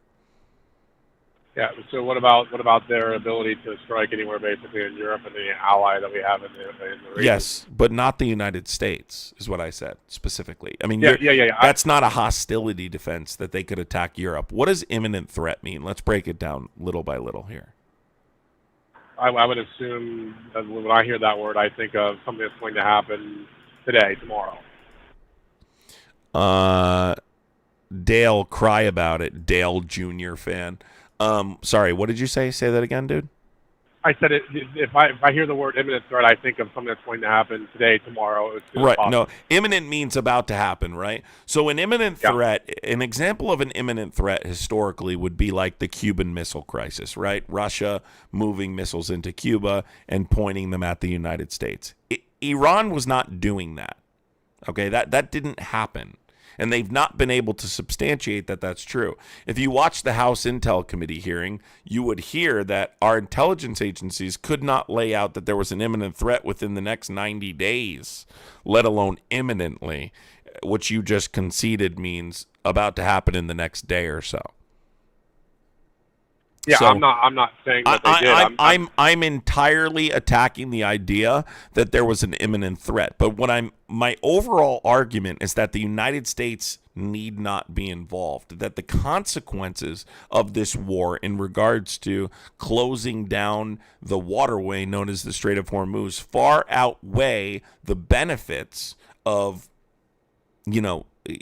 disabling their ability to develop nuclear weapons, which I don't believe they currently possess.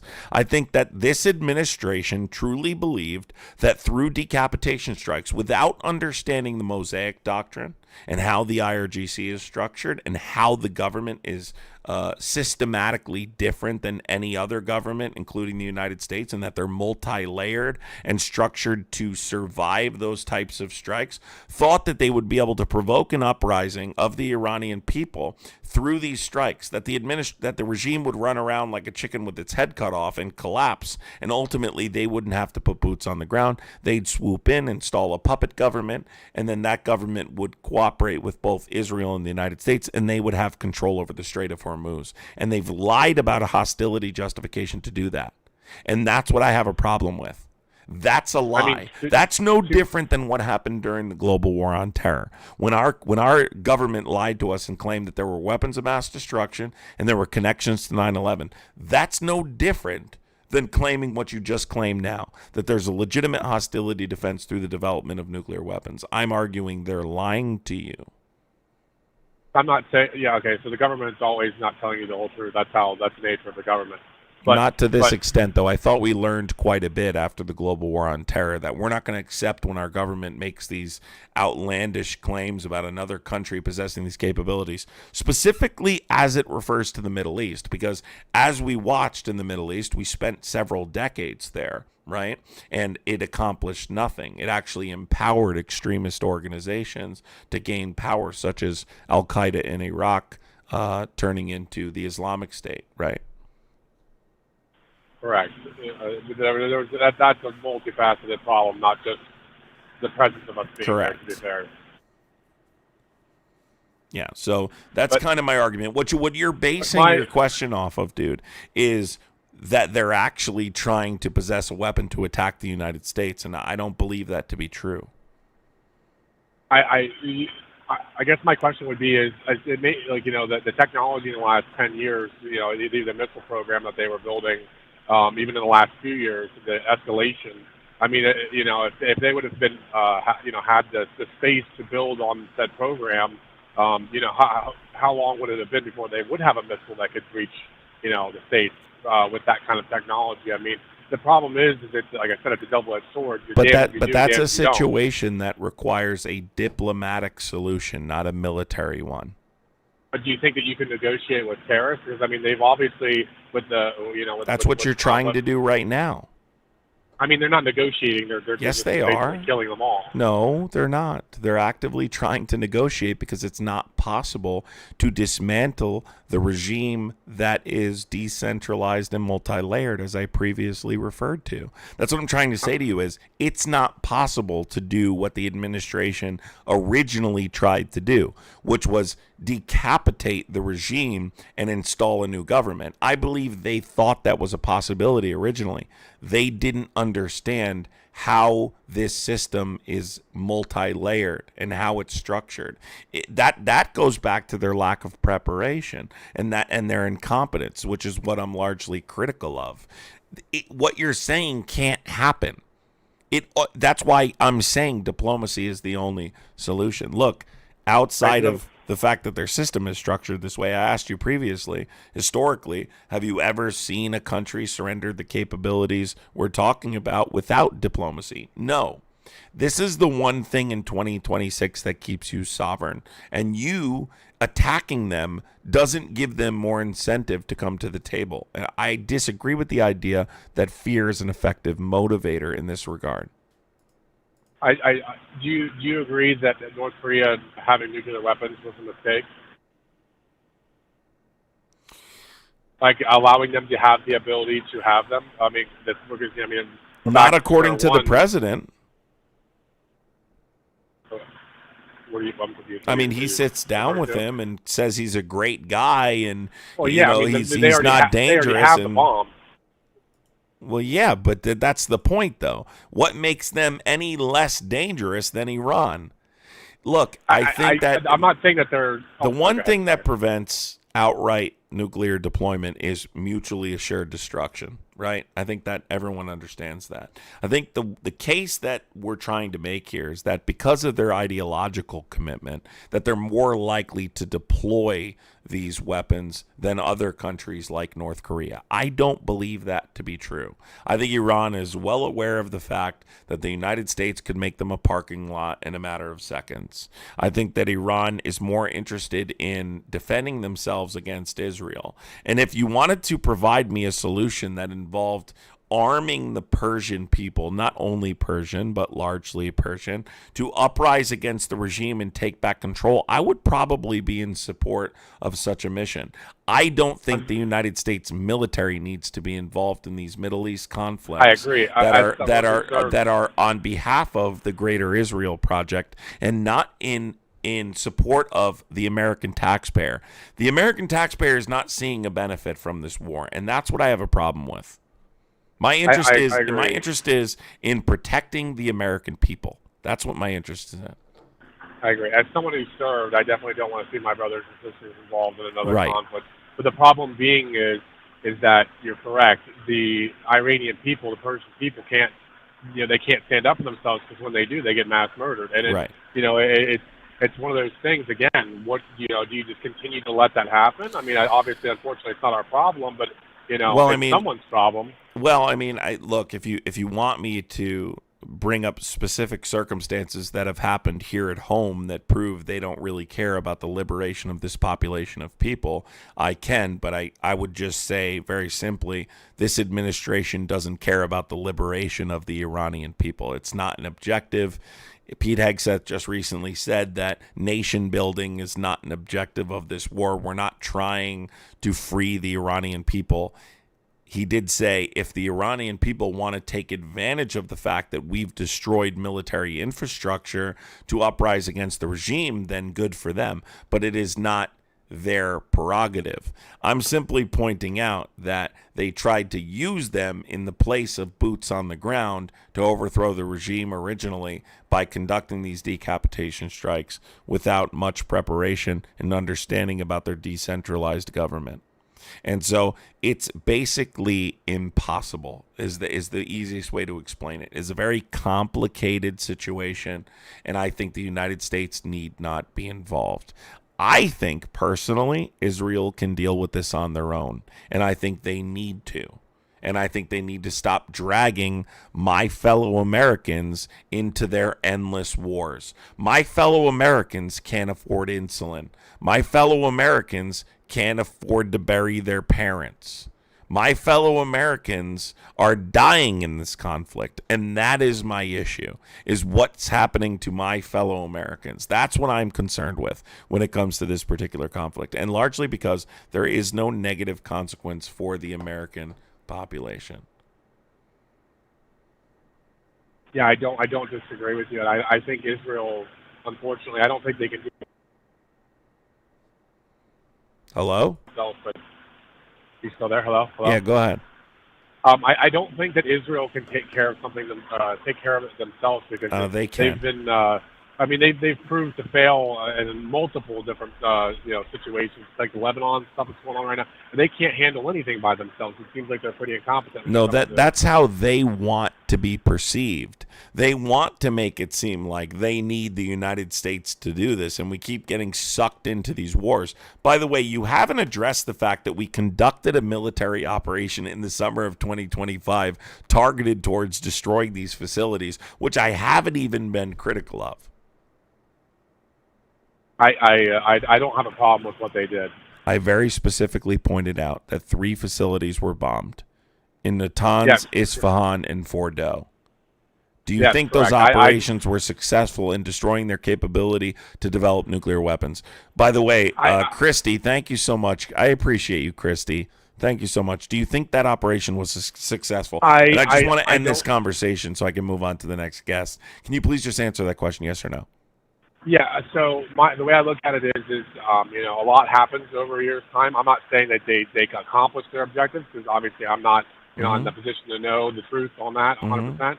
But what I do know is that when someone has the ambition to do what Iran's trying to do, they're going to go out of their way to do whatever they can to accomplish ambitions. That goal. So, you're just coming up with this out of nowhere based off what your government told you. When you keep saying ambitions, Iran is telling their that's own not what they're saying. That's not what they're saying. There's members of the parliament that have stated this, but they specifically said, even during this conflict, that they have no interest in bombing the United States. That they simply want to be left alone. They can't debt to America every opportunity. The United States the president of the United States just threatened to annihilate an entire civilization of people in Iran.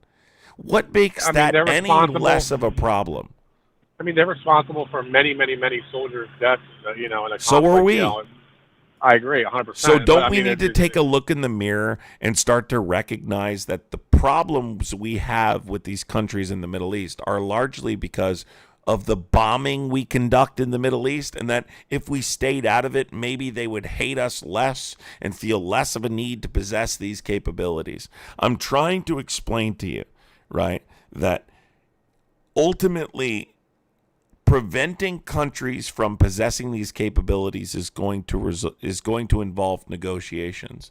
And Donald Trump tore up those negotiations and claimed he could negotiate a better one, but opted for military action and is now trying to come back to the table. And if I could go back in time, I would simply say and advocate for negotiating and coming up with a diplomatic solution and not military action, as I don't think it advances the interests of the American population. And that is my argument.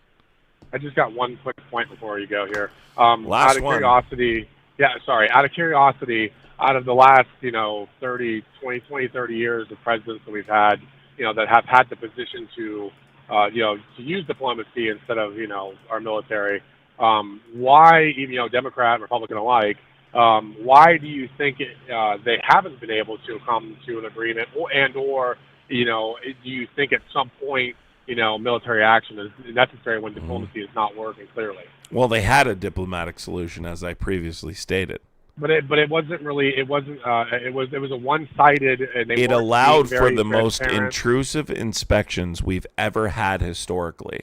So if you want to build off those previous negotiations, then certainly I would advocate for it. I don't think I'm entirely opposed to even the destruction of facilities designed to develop these types of weapons. What I'm opposed to is claiming it's a primary objective to conduct decapitation strikes months later. You see the response in the economic chokehold Iran has used in choking the Strait of Hormuz. I'm simply pointing out the fact that you should have built off the negotiations you previously had, not torn up that agreement and claimed you could negotiate a better one, and then not been able to and opted for strictly military action. I don't think Donald Trump negotiates the way that I would negotiate. I think he uses fear as a motivator, and I don't agree with that tactic. I got you. Well, I appreciate your time, man. Thanks. Yep. Thanks. Take care. I again, all you have to do to prove this is say, tell me one time historically a country has surrendered these capabilities without diplomacy. It's never happened. It's never happened. Why do you think it's never happened? It's not possible. When it comes to Iran in specific, you have to weigh positives versus negatives. Whether or not Iran's regime is radical and dangerous and threatens the United States, we need to look at what their capabilities currently are. Do they possess a legitimate, imminent threat to the United States? Which is the answer is no. And is there time for negotiations to ensure they don't want to do that? And the answer is yes. And guess what? The United States abandoned those negotiations and then bombed them, right? And killed their leadership and tried to provoke an uprising from the people of Iran. Are you a Trump supporter?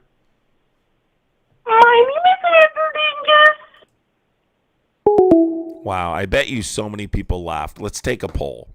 In the chat, really quick, I just love these people that want to like keep... Here's the biggest part. How long are you guys willing to conduct these military operations in the Middle East? Because if you're tired of it, then the only answer is diplomacy. Diplomacy. Iran is now in a position that they're going to drag this war out as long as possible. I've talked about this before. This is entirely the purpose of the Mosaic Doctrine, to exhaust the United States economically and politically. Economically and then politically, by choking the Strait of Hormuz. Let me show you guys something. For those Republicans that think that I'm misinformed or that I'm spewing misinformation, let's just take a quick second to look at the video. Hold on. Call from. Yes, are you a Trump supporter? Yeah, I'm a Trump supporter. Okay, hold on one second, okay? Yeah. I'm just going to, real quick, post the video. I'm going to play the video in here that I posted. Mm-hmm. Yeah, so breaking news. If you guys are seeing what's the plan in Iran, Trump just handed Iran. Okay, I'm going to play the video that I posted an hour after these attacks occurred. Okay? For Republicans that think that I don't know what I'm talking about and I'm not a credible source of information. For any of you that wonder if I'm decent at predicting the outcomes of things like this, let's take a listen to what I said an hour after this war began. Now, a lot of this will seem like commonplace, but if you follow me on TikTok, you will know I posted this an hour or two into the news breaking. Trump just handed Iran their nuclear option. And no, they don't need weapons-grade enriched uranium to do it. Choking the Strait of Hormuz. 20% of the world's oil sails through this waterway per day. They'll mine it, sink tankers, seize ships. Boom, 20 million barrels of oil gone a day. Gas, $7, $8 a gallon. Truckers stop, groceries triple, and recession hits hard.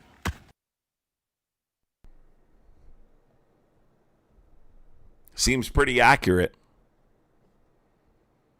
that they're in fear of Iran possessing this nuclear option, and Trump handed them this nuclear option by justifying them choking the Strait of Hormuz. It is exactly to a T what just happened.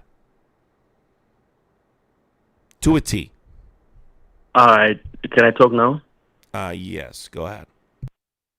So my question to you is, why are we fighting with Iran? That's the To first question disable I'm their putting to you. ability to develop nuclear weapons. And why are they developing nuclear weapons? To maintain their sovereignty. Against who? The United States and Israel. The United States and Israel. So remember, we are dealing with Islamic countries, right? Muslim countries. And I believe those people are kindly dangerous because they can actually destroy this world without hesitation. Do you know about that? What? Say that again? Do you know they're capable of destroying this world without hesitation? Capable in what way? Just bombing every country because they want to be in control of everything. They don't We have the technology to bomb every country with nuclear weapons. They don't even have nuclear weapons.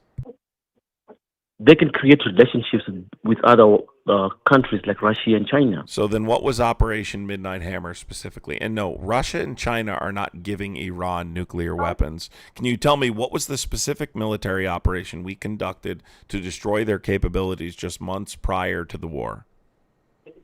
I'm not sure. I might not have the details, but sure, we bombed 3 facilities, Natanz, Isfahan, and Fordow, in a nuclear technology center, and dropping bunker busters from B-52 bombers to obliterate their enrichment facilities. Donald Trump claimed that we obliterated their capabilities. Had we not conducted these operations, they would be in possession of nuclear weapons today.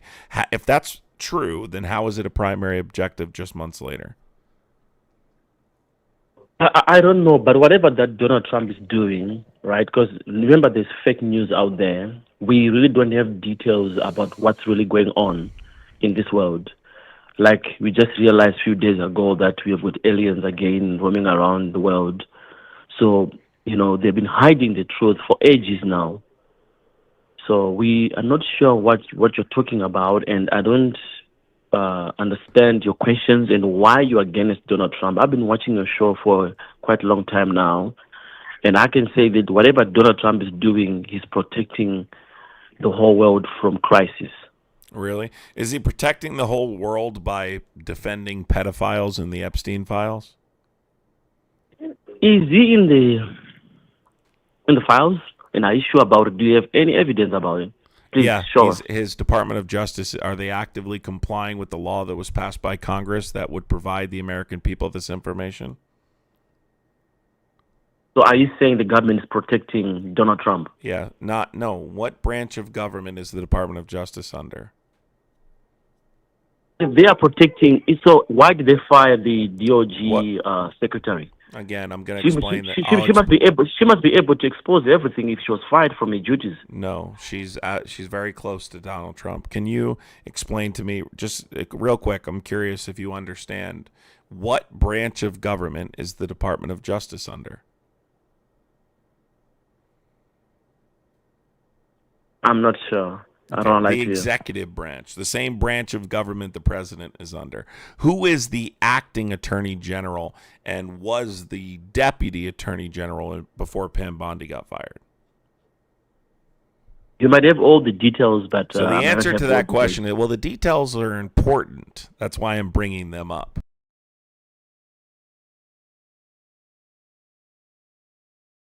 But my question to you is, why do you hate Donald Trump? You can't bring Epstein files that he's involved in Epstein files and whatever. Right now, they haven't arrested Bill Gates. Why not? All right, can you hear Please me, dude? that. Can you hear me? Can you hear me? Chat, you can hear me, right? Can you hear me, dude? Hello, can you hear me?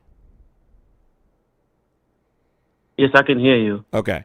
So my microphone went out. So let me explain this. The details are important. The reason I bring it up is the reason I bring. Yes, I can hear you. Can you hear me?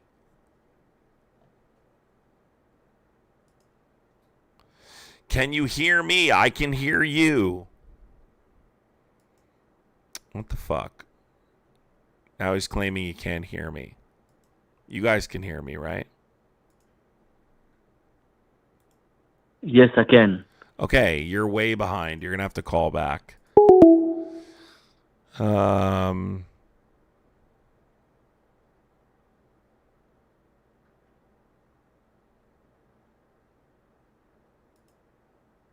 Okay, you guys, yeah, they can hear me.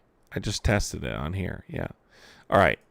So the reason, and that guy can call back if he wants. The details are important because the guy that's actively controlling the obstruction of justice conspiracy we're referring to is Donald Trump's personal attorney. So clearly the details are going to matter. Haven thinks Destiny is the only person that debates on the internet. You clown. Call from Brian.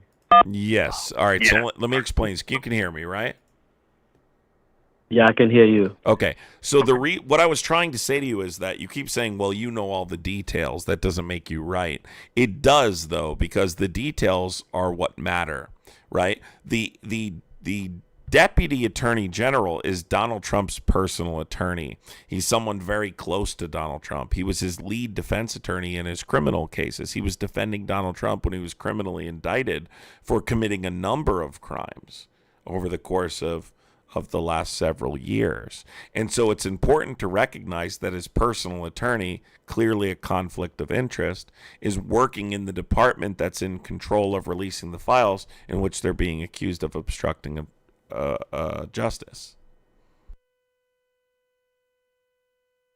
All right. No, I hear you, understand you. No, thanks for the information.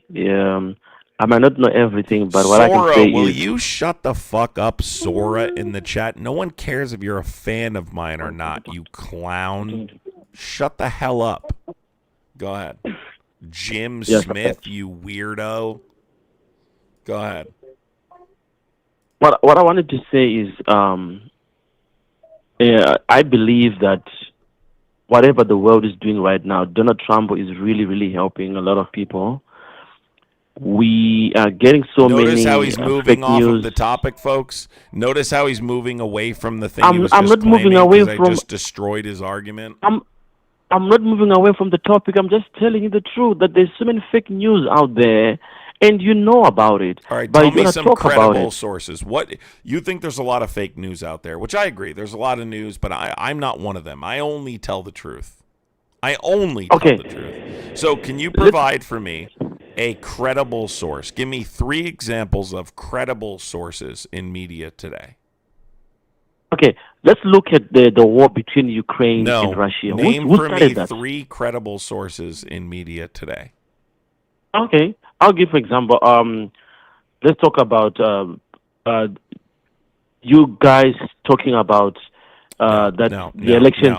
No. Wait, I'll wait, ask just you give me a again. second. Name 3 credible sources in media, please. Thank you. I want to say, but you're cutting me off. So how am I? Go ahead, answer.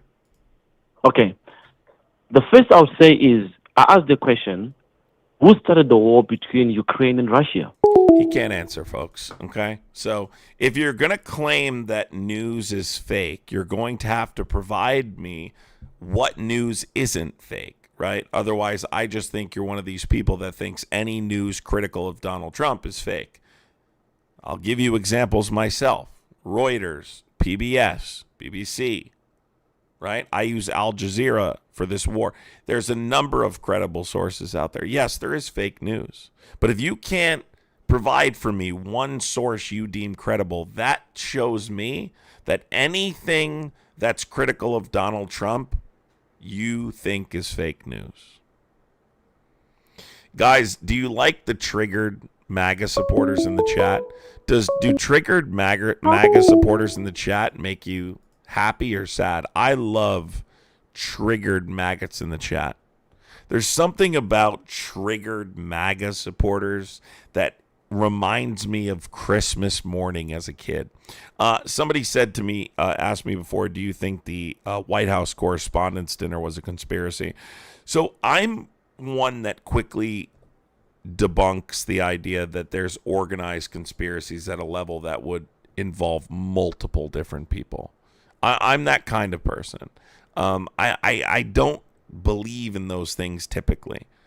The problem is that every single department has done things like what we're talking about in the Epstein files, obstructed justice to protect the president.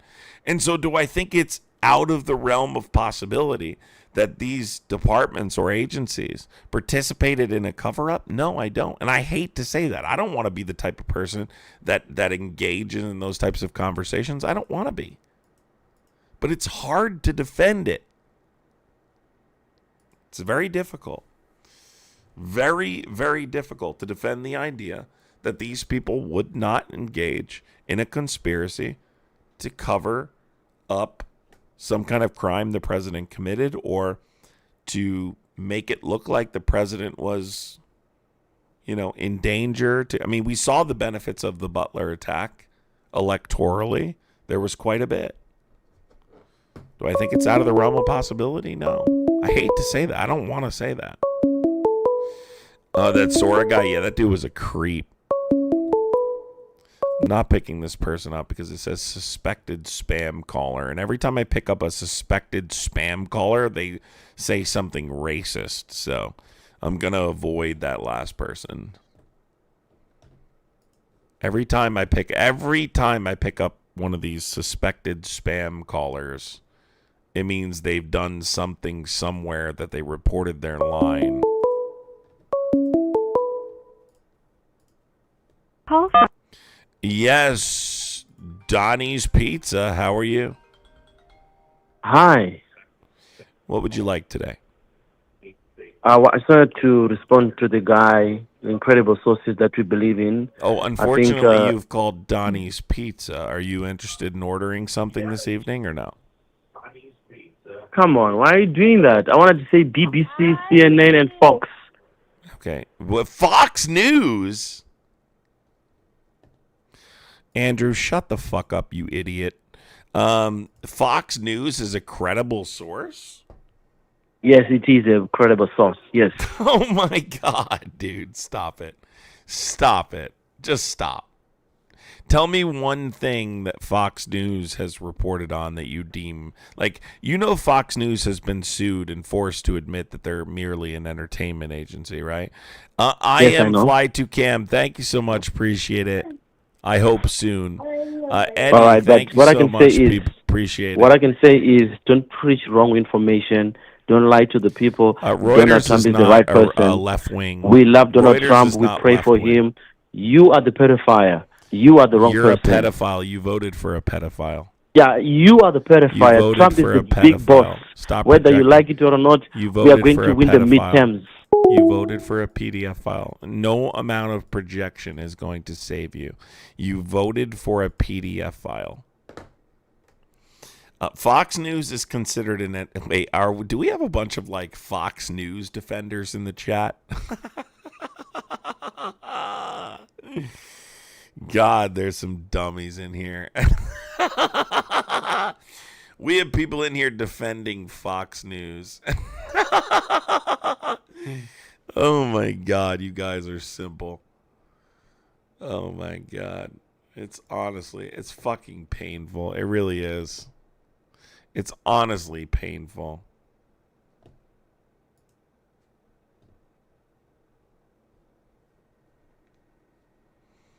Fox News. Listen, if I have to explain why Fox News is propaganda, then I think we've reached a new low. Call from Irene. Irene, how old are you? Hello? Hello? Yes, how old are you? 25. Okay, go ahead.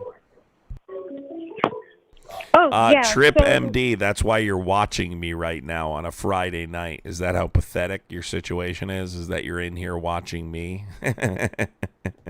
Bro's complaining about me in the chat. I don't like your laugh. Meanwhile, he's in here watching me heavy breathing in his boxers in front of his huge iPad. Go ahead, Irene. How are you? Good. How are you? I'm good. What's your take? Go ahead. I just want to answer for the other guy. you were talking to, you hung up on him though. So you asked him about. Yeah, because he was trying to claim that credible- anyone who doesn't support Trump is a pedophile. He's a fucking idiot. Are you related to him or something? Oh my gosh! Whoa, no. But I want to say that he was supposed to answer the question about credible sources, and he mentioned like three, I don't know, some channels. So for me, I don't listen to either of those channels that he mentioned, but I do have a credible source for you if you want to know. So I wasn't asking out of curiosity. I know a bunch of different sources. The point is, if you're going to claim that these sources are fake news, you need to provide for me some right-wing credible sources, right? That's only I have a what right-wing. Jeanette, thank you so much, Jeanette. I appreciate you, Jeanette. Thank you so much. Go ahead. Go ahead. Yeah, so I do have an additional credible source for you, right-wing, Prophet Ubit Angel. Check him out. What is it? Prophet Ubit Angel. Prophet what?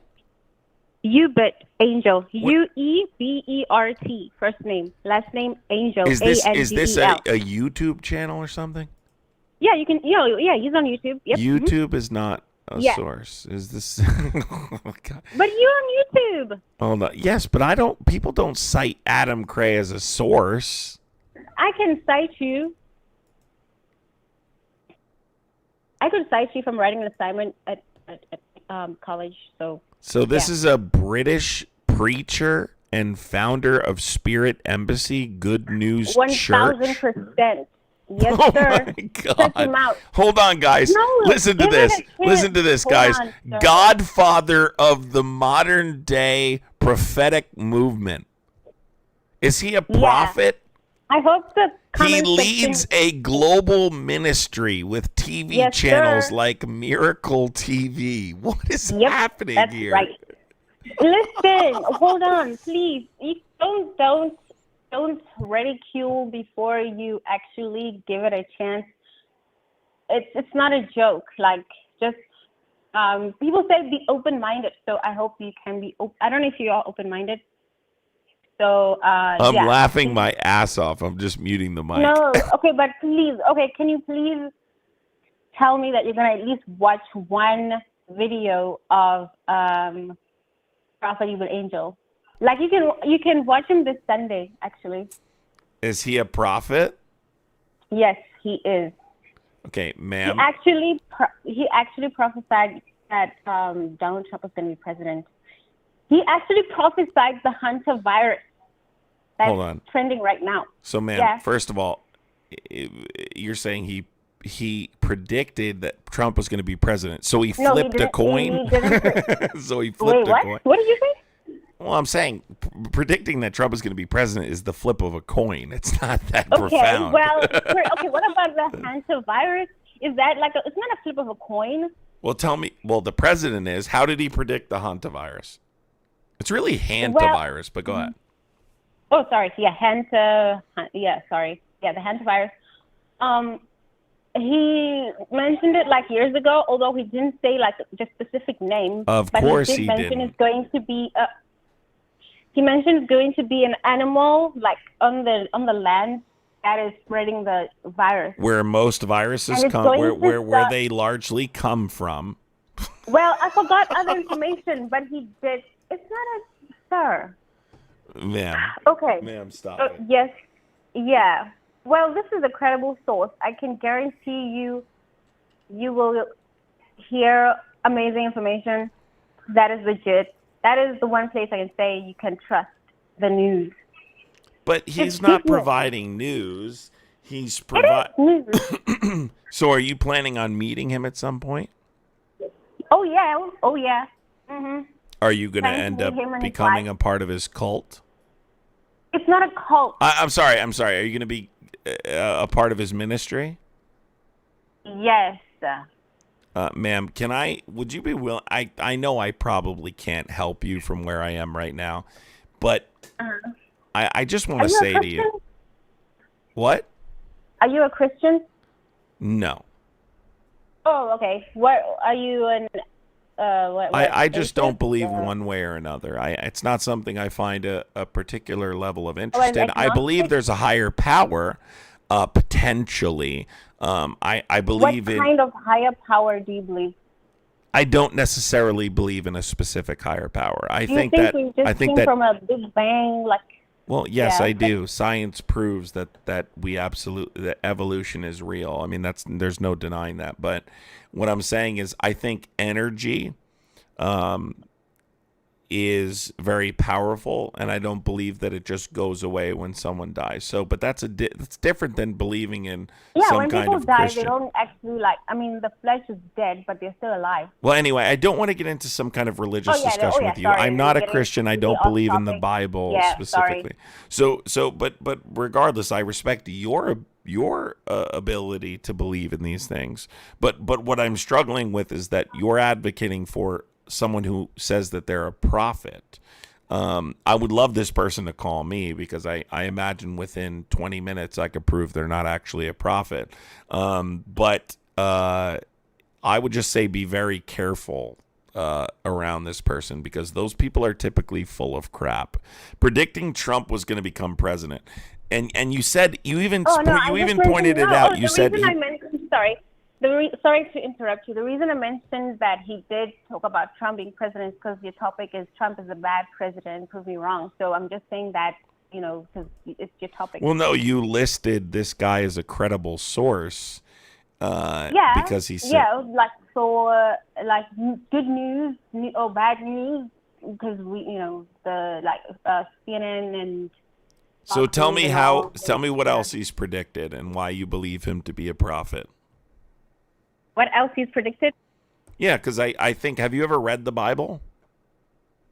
Oh, he spoke about Republicans will remain in power like forever. I don't think. But have you ever read the Bible? Yeah, I've read the Bible and stuff. Yeah. Mm-hmm. Okay, so can you tell me, what does the Bible say about false prophets? It says to be careful and to discern, and discern, have a spirit of discernment, and pray, and you shall know them by their fruits. Mm-hmm. But have you ever? So you've read Matthew? I don't remember. 7 Mark, something. Luke, John, Corinthians. No, it's Matthew and Peter. I don't think it's Corinthians, but Matthew. I thought you were listing the. I'm talking about beware of false prophets. Matthew something, whatever. Can you tell me what it says in Matthew about false prophets? To be honest, I can't say it off my. Who come to you in sheep's clothing? Oh, that part. Okay, yeah. Mm-hmm. Okay, you will recognize them by their fruits. Sir, you know the Bible. Because I went to Catholic school when I was little. So I'm asking you a question. Do you think that it's possible this person is a false prophet? Absolutely not. And why do you say absolutely not? I've seen the fruit of the Holy Spirit working in his life. What? Yeah, of course. I mean, I can't say I don't know him personally, but as much as I don't know you personally, but with what I've seen and all the videos I've watched, I could say that no, this is definitely not a false prophet. Everybody makes mistakes. How did you see the Holy Spirit come to you in his lives? Can you explain? That's crazy. How did I see the Holy? Oh, sorry. Oh, what? What's the question? You said exactly? You saw the Holy Spirit come to him in his lives. Can you explain? No, I didn't say I saw. It's a weird statement to make, man. I said I saw the fruit of the Holy Spirit. Patience, peace, and all the fruits, the 7 fruits of the Holy Spirit. I think it's 7. But yeah. No, I'm just saying, in his life, did you see something in specific that he said or something? Everything that he says aligns with the Bible. I don't know. Am I lost or something? I don't know. Again, I'm asking you, did he say something specifically in his lives that convinced you that he was a prophet? Because I'm simply trying to warn you, because these things can become very, very scary. Okay, I think, we're going to end like in a few seconds, because I need to do something. And also, I see we went completely off topic with the Trump thing, and we're talking about religion. which is probably not what you're really interested in, but you seem pretty interested. We've been on the phone for 11 minutes talking about religion. Well, Awesome. because I think that you're in danger if you want to know the truth. Okay, You think it's funny? okay. I'm telling you, I wouldn't go meet this individual. You thought that a prophet of an angel was funny, so I'm actually laughing because I think I'm on the right side. You think I'm on the right side. Okay, here's the thing. Like, I'm not confused. I know where I'm standing. You're not sure about whether there's a higher power or not. You're in the middle. Who did you vote for? Listen, I'm not looking to be indoctrinated by you. I'm trying to help you. Who did you vote for? Well, this is actually you telling me that I'm in danger is actually an indoctrination. So, yeah. Who did you vote for? Who did you vote for? I voted for Donald Trump. Okay. Have a good day. Oh, God. This is crazy, dude. Her bank account is in danger. Guys, somebody named Dale Jr. fan asked me if my brain cells are okay. A Trump supporter named Dale Jr. fan. Can you imagine that being your username? Dale Jr. fan? And you're asking me if my brain cells are okay. Guys, if you're new here, I would appreciate becoming a member of the channel to support the channel. If you haven't contributed to the gifting goal, would appreciate contributing to the gifting goal. There is no gifting goal. If you do enjoy the lives, I'd appreciate supporting the lives. Call from Big Bang. What's up? Are you a Trump supporter?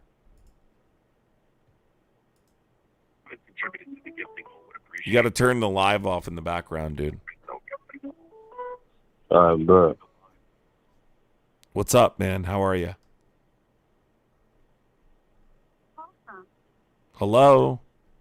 Yeah, I can hear you now, man. You have to turn the live stream off in the background. You're listening to my live stream. Can you turn it off in the background, please? Thank you. Yeah, I already did. I got a stupid phone.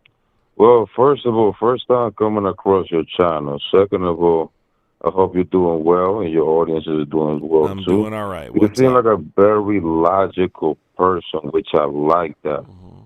I normally don't come to YouTube because it's just full of crap and people just blowing fucking necks in their head. Right. And as an advice for the last lady that called, I think I would definitely recommend her a class of common sense. How about running? She needs to run as far away from that fucking guy as possible. Listen, I'm laughing. I'm laughing, but it's really not funny because these false prophets suck these people into these like weird religious scams, and it's sick. Yeah, I was gonna leave your stream. I was like, okay, good luck to Buddy. I see he has a course to keep up with, but then I stayed because I was like, yo, why she keep trying to make this random dude that only her know to make this sense like he has the answers for things like the fuck you talking about? No, that person is not Slight. Slight is in here under the name Slight.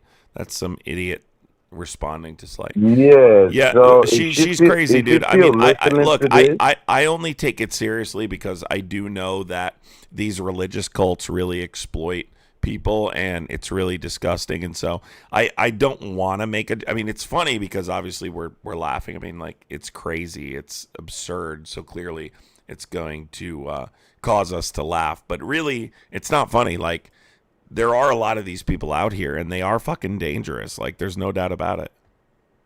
Yeah, I think the part that we consider funny is just maybe how confident she's just expressing herself. But for sure, I recommend anybody just to follow truth. And truth don't really have nothing to do with follow some random guy telling you this and that. And the way that she sounds, it sounds like she has, I don't want to assume anything because I'm a very respectable guy, but I would assume she look at that guy in a different dimension. She pointed out the fact that he predicted Trump was going to be president. That's the flip of a coin. That is so bullshit. But that's the flip of a coin. You have a 50-50 chance. That doesn't make you a prophet.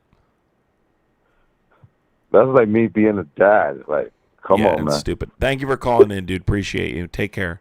Thank you. You have a great night, man. You too, friend. Guys, if you're new here, make sure you do hit the subscribe button. Friday nights are clearly a little wacky, and we get a lot of crazy, fucking weird people. But you know what? Fuck it. It's Friday night. It's funny. I'll take it. You know. You do what you got to do. At least you're entertained. Thank you so much. Appreciate the $1.99 super chat.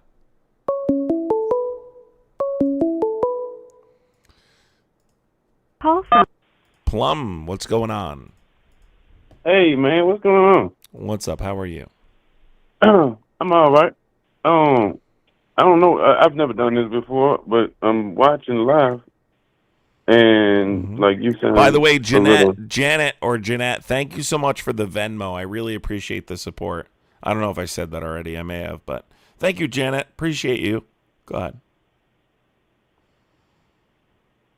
Sorry, go ahead. Okay, all right. I see. I'm all right. So I'm just watching, just flipping through and stuff. But I want to say,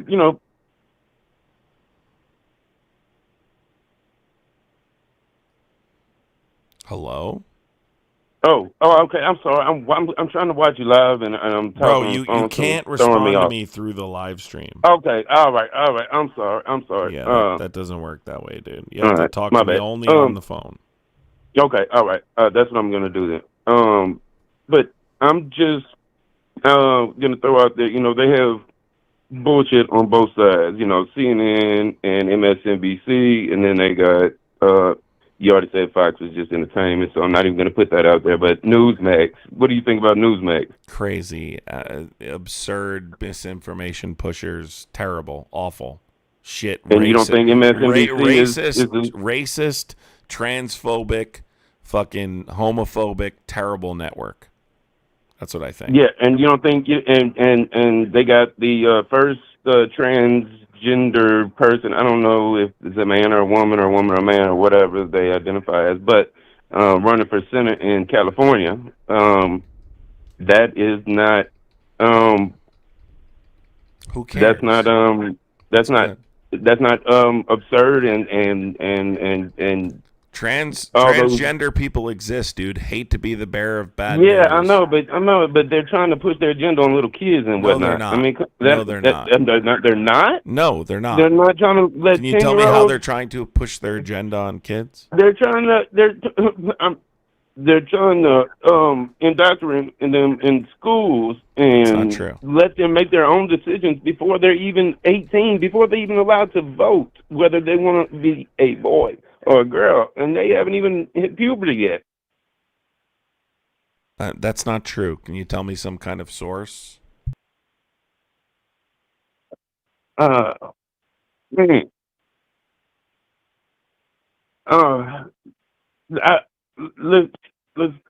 get off of that one. I want to hear your opinion on Charlie. Let's not and say we did. You literally just made a claim that was incredibly dangerous and false. School teaches age-appropriate lessons, right, on diversity, acceptance, and respect.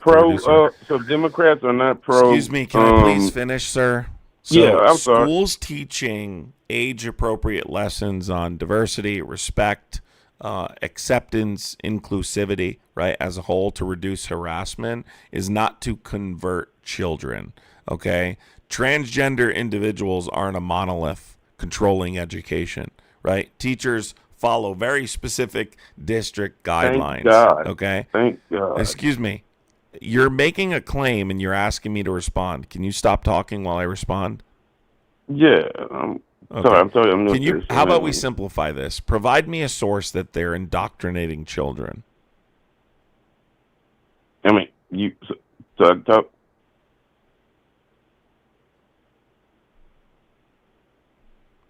Tick tock. Yeah. Oh, all right. No, I was asking if I could talk because you kept. Why are you asking if you can talk? That's not been. Yeah. something. Well, no, because you asked me to be quiet and let you finish your statement, so I was making sure you were finished. I'm sorry. Provide me a source that they're indoctrinating children. Swan, thank you so much, Swan. Appreciate you. Guys, I would appreciate contributing to the gifting goal. Go ahead. So I mean, it's it's not completely obvious to you that Democrats stand behind this view.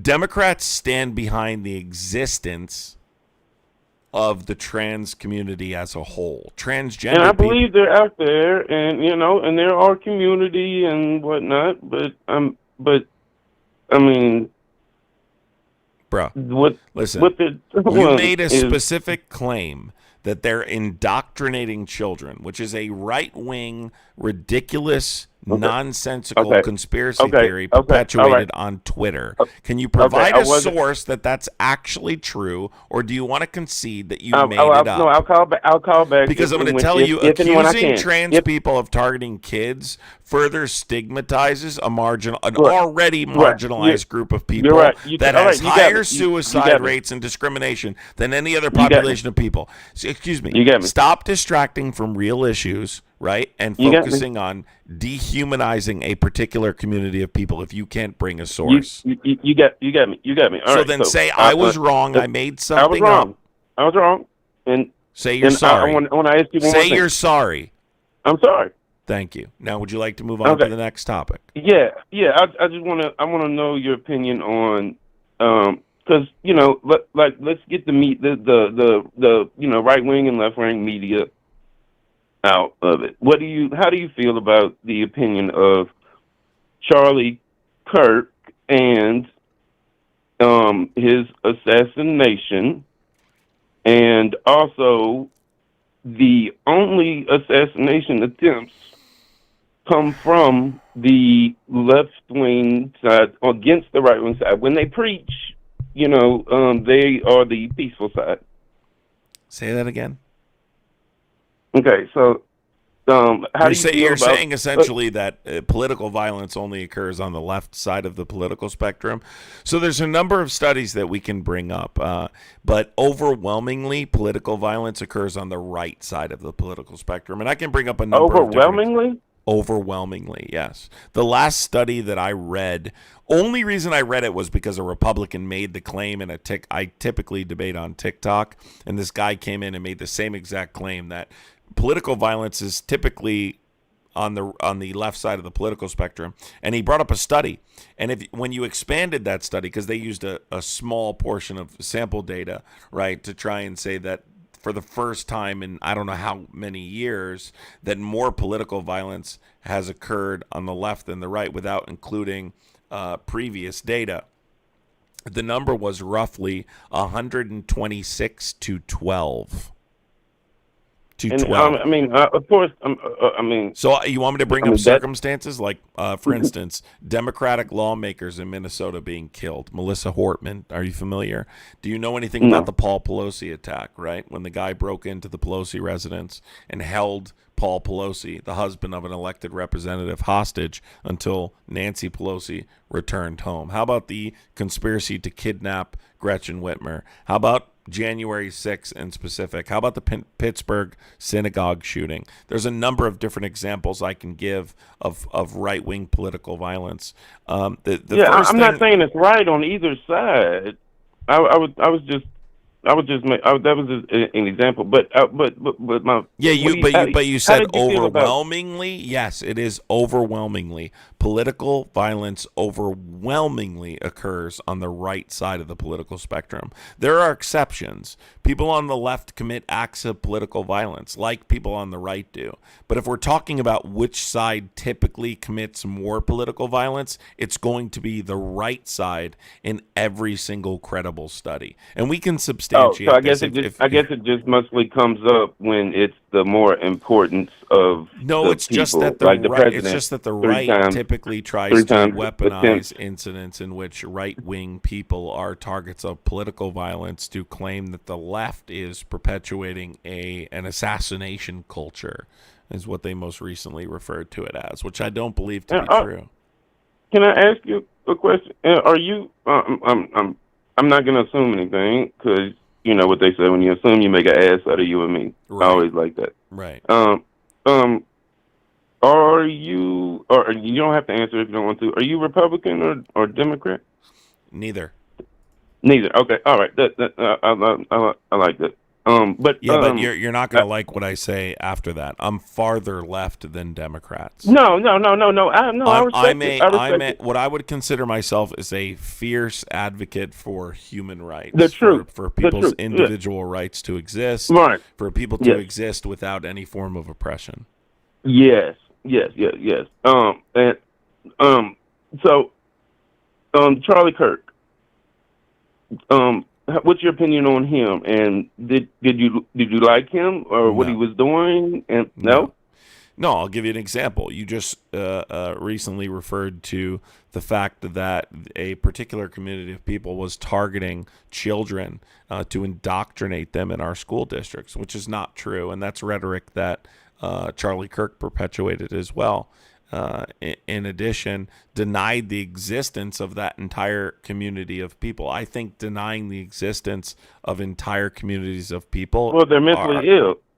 No, but they're not. But you don't know what you're talking about, right? If you want to have a discussion, if you're born a man, you're a man. If you're born a female, you're a female. So listen, if you want to talk about gender identity exploration and what it arises from, and you want to have a discussion about transgenderism, we can have that discussion, right? But I'm simply pointing out the fact that you are claiming that there's indoctrination occurring, accusing trans people. I said I'm sorry about that. Okay, so then, but you say you're sorry about it, but it's not. A sorry doesn't fix it. It's incredibly dangerous to accuse a community everything you of asked people me to do. I apologize. I said you were right and everything. Okay, so I don't know what else I could do. Well, I mean, you could stop spreading misinformation in the future. Well, I'm not. Unless I have a credible source and facts, then I'll bring it up. I wasn't ready for it. I just was it's something off the top of my head came off the top of my head, and I spouted it out. I'm sorry, but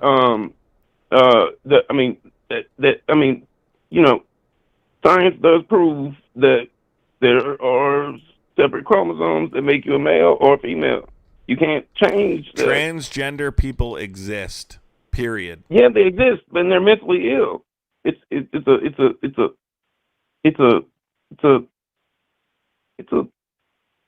thing that they have going on in their head that they need to be need to be addressed. Yeah, so you can't. It's not a mental illness. You can't go in women's sports as a man and dominate and be awarded and just go in women's locker rooms and saying, "Oh well."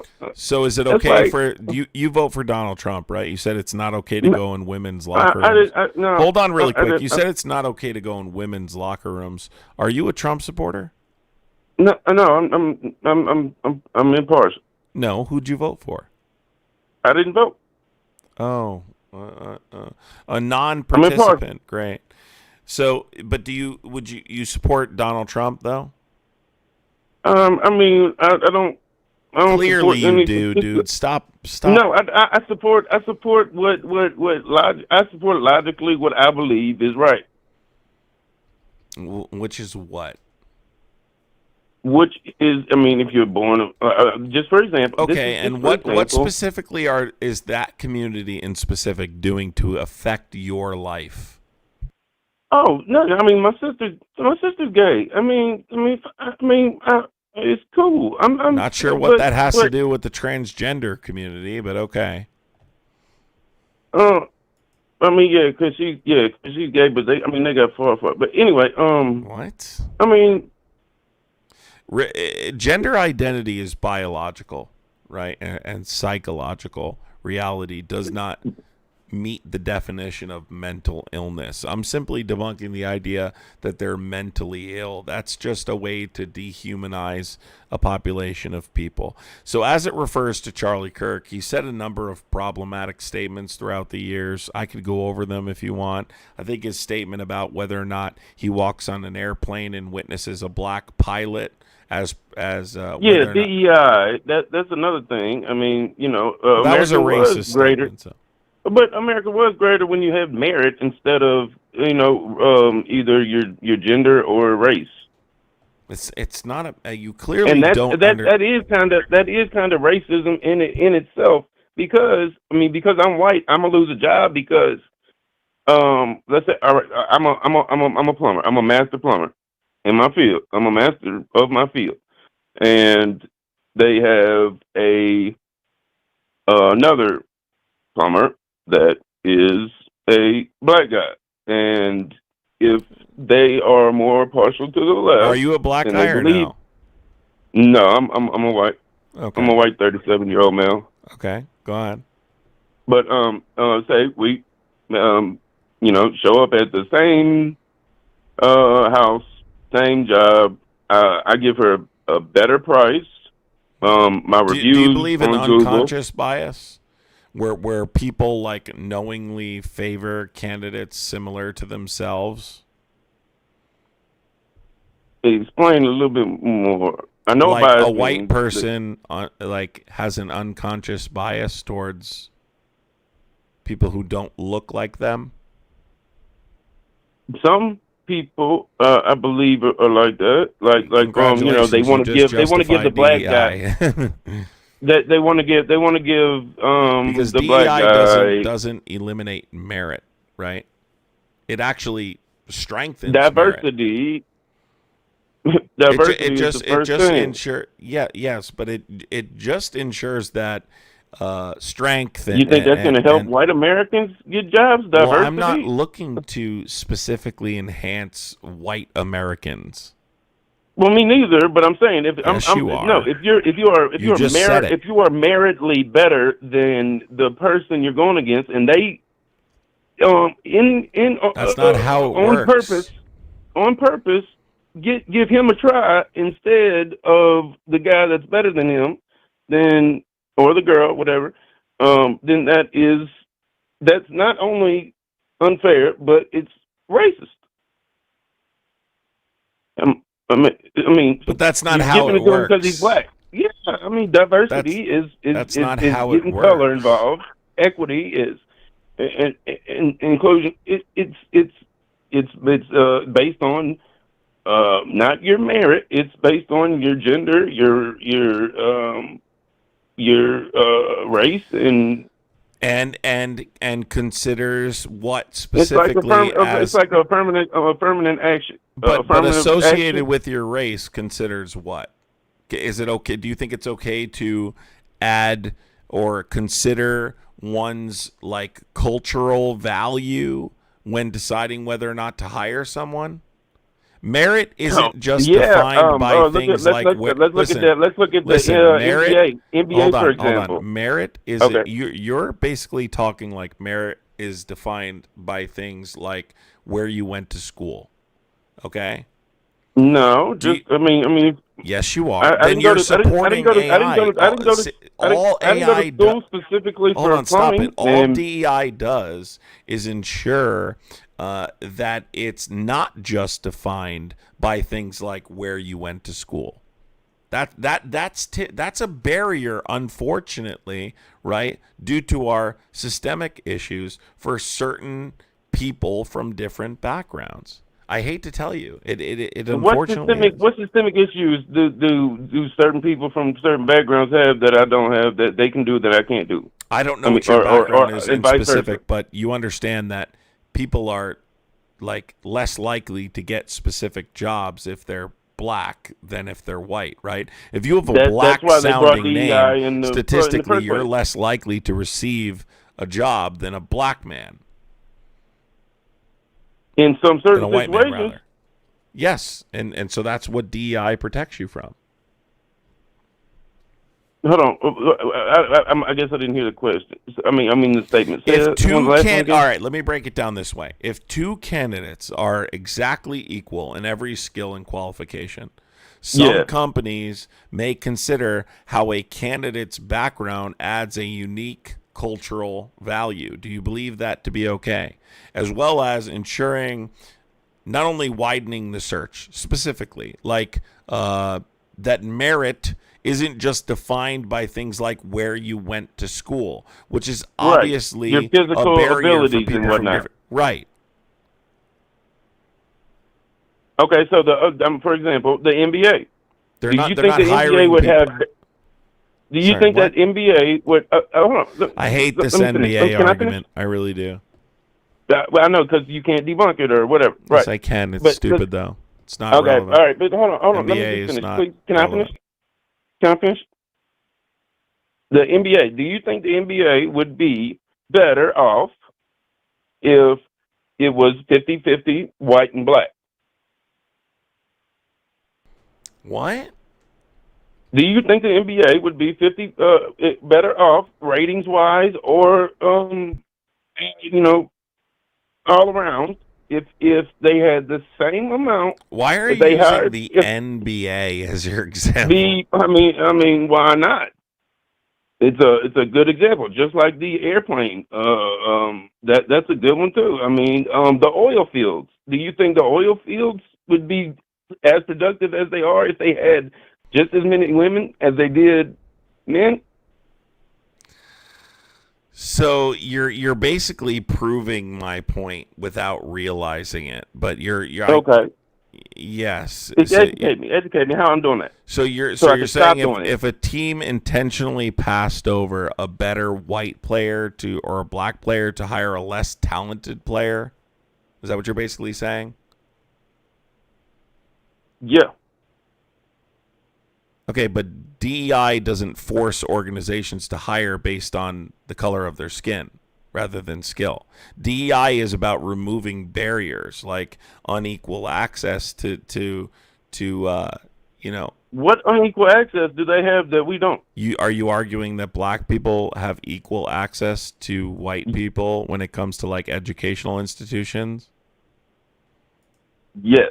It's all about life That's choices. not true. That's clearly not true and can be proven very easily. You realize there are a number of studies that prove that black people are merely disqualified from educational opportunities just because they have a black sounding name.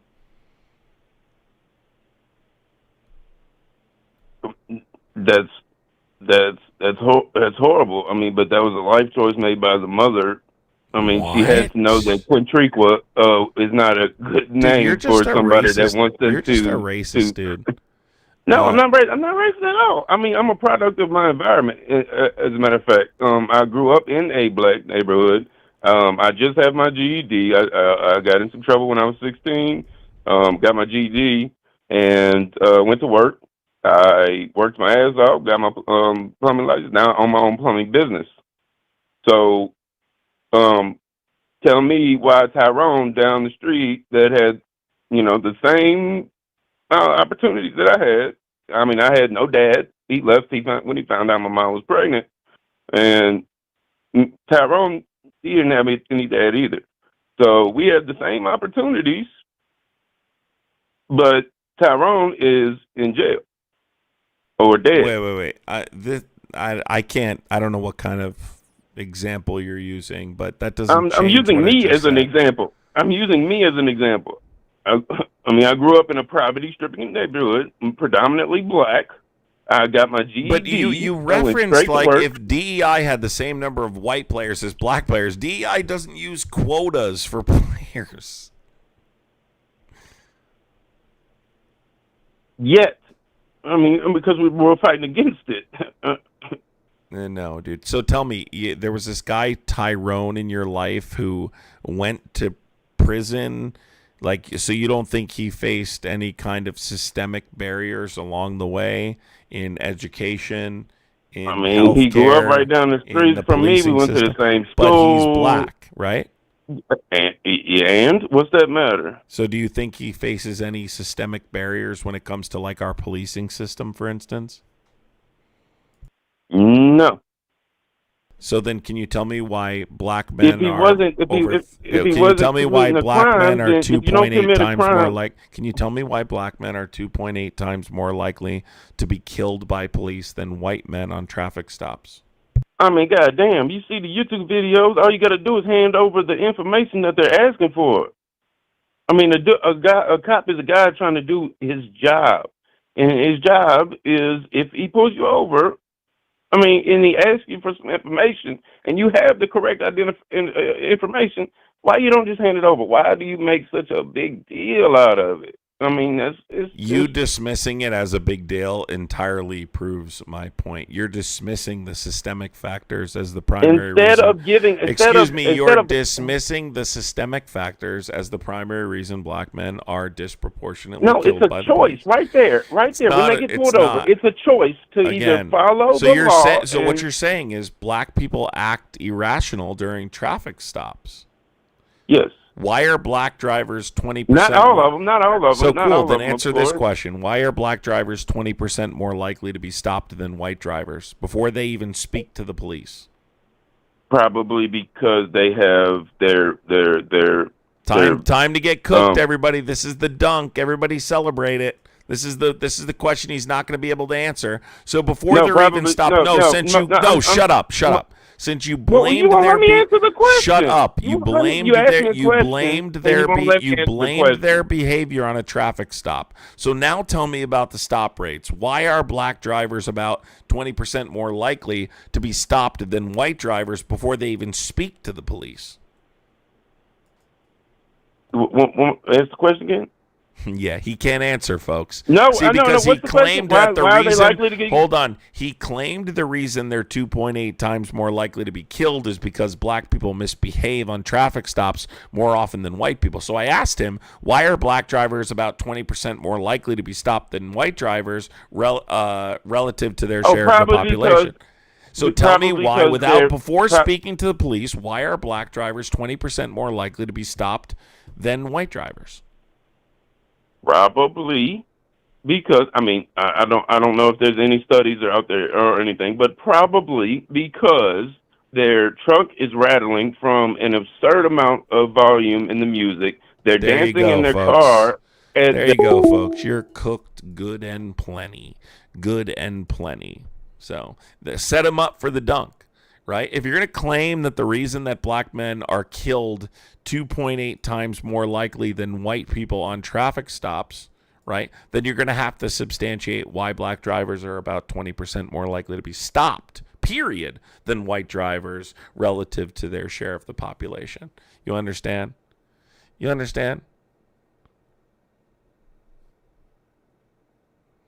I encourage all of you to look at this. This was a study that I read previously, and I encourage you all to read it.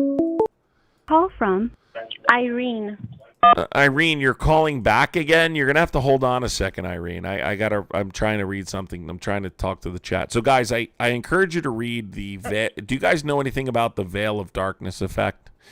There was a huge study that found 100 million stops that black drivers were stopped less frequently at night when their race is obscured by darkness, proving that there's a racial bias that significantly influences the initial decision to pull a car over. That's the biggest issue we have. And we're talking about this. Look up Veil of Darkness study, 100 million stops. They were stopped less frequently when their race was obscured. Go ahead, Irene. Oh, yeah. I wanted to talk about, don't worry, I'm not going to talk about religion now. I'm just going to say. Well, listen, is the prophet there? Because that's really who I want to talk to. No, like I said, I've never met him, so he's not here. Let's talk about the trans thing. That I don't know if his name is Tyrone or not, because everyone's saying it's Tyrone. Yeah, I already debunked that. I'm not going over it again, right? So. What? Oh no. Wait, what did you debunk? That the transgender community is not actively indoctrinating children to believe in any particular cause, and that there's no source that supports that to be true. Would you say a Google article is a source? A what article? Google article. Yeah, what's the source? Google is a search engine. Yeah, I'm just yes, and articles from Google. That's Guys, what I mean. if you really enjoy these lives, I'd appreciate supporting the gifting goal. I'm getting kind of tired of talking to these chuds. So if you are enjoying it this Friday evening, I would appreciate supporting the gifting goal. Bigots are everywhere, and I'm really tired of destroying them. Desi and Violet, thank you for sticking these Muppets in the chat. Go ahead. Okay, right. So By the way, working hard, you're spelling your wrong. Go ahead. Yeah, HHS.gov posted something in August 21st, 2025. So HHS defunded California's attempt to indoctrinate children with gender ideology. So What source is this? HHS.gov. Yeah, Human Health and Services under the current administration is So Human Health Services. Hold on. Human Health Services is under this administration is claiming something about the transgender community. Shocker. That's not a source. They also believe these things to be true, but they're not. Okay, but we can't say that because then it's like you're saying before Trump became president. Desi and Violet, we're going to have to get some new mods. Desi and Violet, we're going to have to get some different mods because 2 mods are not good enough for the live here. So we're going to have to get some additional people so it's not up to you guys. Go ahead. Oh, okay. Yeah, I was saying that it's like saying that HHS.gov was ran by Democrats. Therefore, whatever they say, we'll say, oh, I okay. didn't cite them as a source under the Biden administration. There's independent researchers who have validated these claims. Can you show me specifically what you're talking about in terms of a policy agenda that was targeted towards indoctrinating children for transgender ideology? I mean, that's the issue that I have here, right? Is that you can't substantiate that it's true. No, we can't substantiate that it's true because we have kids who are under 18 years old who get their privates cut off or they get new parts. That's not true, though. That doesn't happen. It is true. Okay, no, let me it give isn't. you one example of it. Okay, let me give you one example. Do you know Jazz Jennings? I think that's her name. Not off the top of my head, no. Yeah, he was a boy who is now a girl, and I think he got changed probably before he was even 10 years old. So you're talking about a specific circumstance I'm unfamiliar with, but when we talk about mental health care, can you stop talking? When we talk about mental health care when it comes to children and transgender children in specific, we're talking about therapy, not surgery. I don't know what you mean by that, but I'm talking about they got surgery, so I don't understand what you're saying right now. That when we talk about gender-affirming care, children, that gender-affirming surgeries are extremely rare for children and younger children specifically. They're almost non-existent as it. Can you stop interrupting me? Okay, sorry. Go ahead. You keep interrupting me without letting me finish. Summer Shade, thank you so much. Let me finish talking, and I will explain. Okay, go ahead. God damn. Gooner's donating to say I'm a paid protester. You're a goof. You're muted. No one even saw it, and you donated $1.99. Thank you so much, Chud. So gender-affirming surgeries are rare for children, right? They're almost non-existent in terms of like medical guidelines. They don't recommend any surgical or medical intervention at that stage. Children before puberty, gender affirming care is social. It involves health care, hairstyle changes, names, clothing, and things like that. And there's a number of studies that prove what I'm talking about. Ages 12 and younger, right, show that 0 gender-affirming procedures were performed on transgender minors in this age group. Even between the ages of 13 and 17, procedures super rare, occurring at roughly 2.1 per 100,000 for those aged 15 to 17. It's just not something that occurs. When we talk about gender-affirming care as it pertains to children, we're talking about therapy, name changes, hairstyle changes, all easily reversible and significantly reduce the rate of adolescent suicide. Nasha, thank you so much, Nasha. Appreciate you.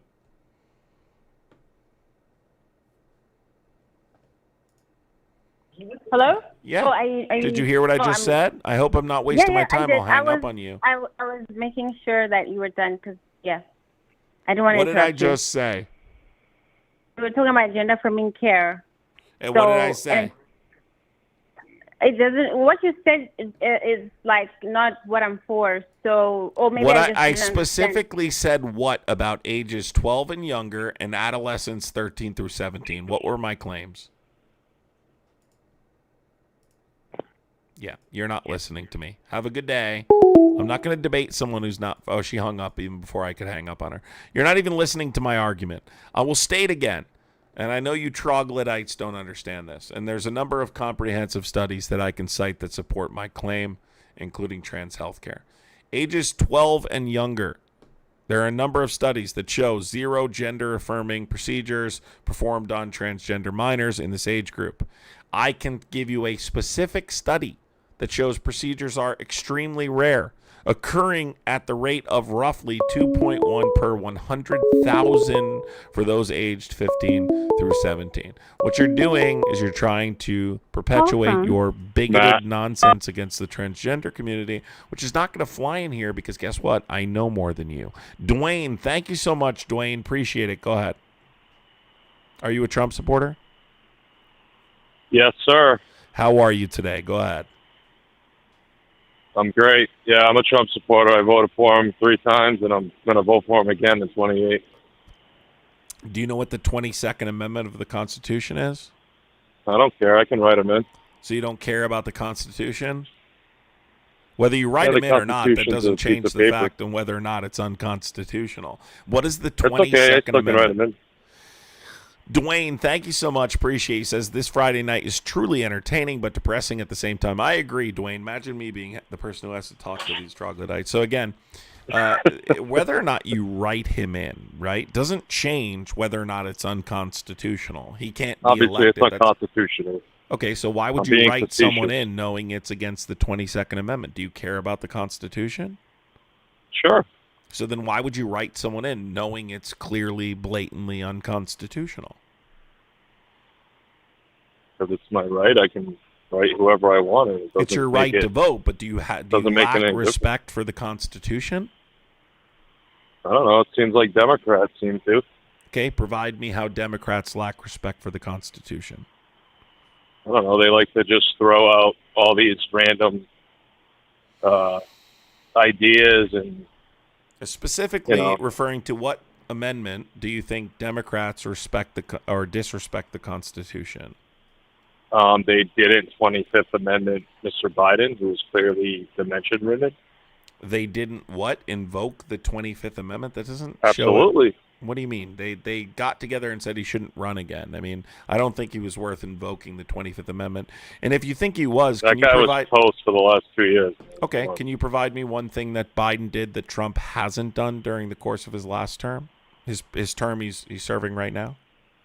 Speak incoherent sentences for most of the time. So you don't think Trump speaks incoherent sentences? Let's take a listen really quick. Hold on. No, I do believe he does. Hold on. You made a claim. Let's take a listen really quick, folks. Does Trump speak incoherent sentences? Let's take a listen. Let's take a listen really quick. Because we have people in the White House that... Yeah, you're going to have to watch it on my live. I'll put you on hold real quick. Pull up my live stream. Pull up my live stream.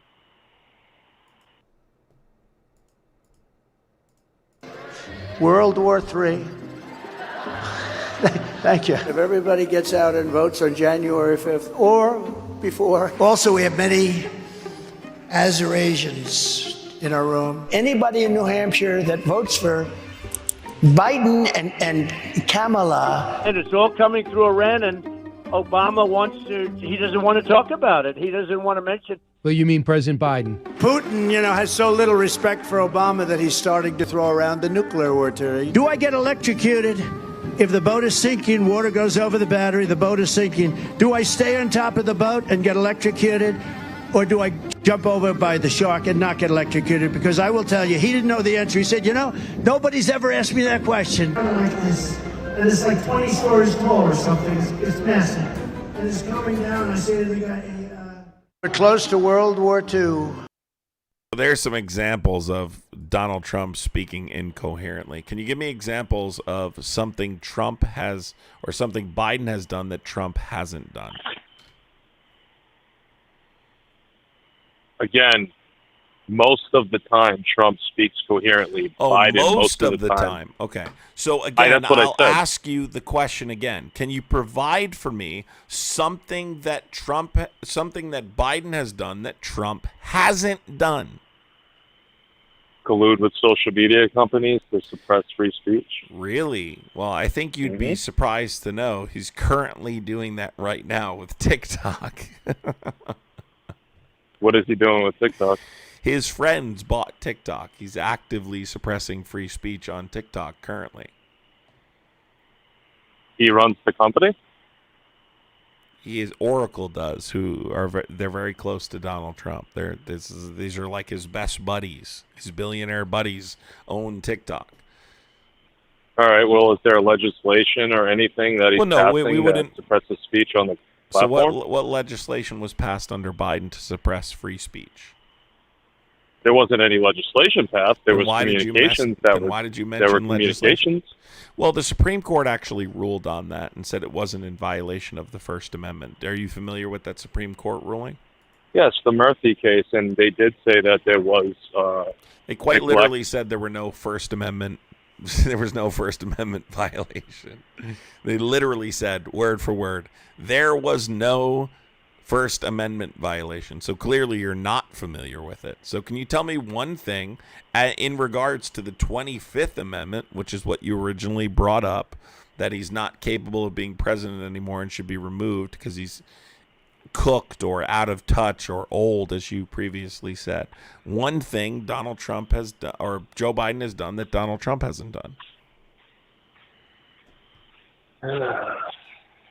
Use the auto pen, I guess. Using the auto pen. Okay, well, Donald Trump used auto pen during his first term. So can you tell me one thing Joe Biden has done that Donald Trump hasn't done, please?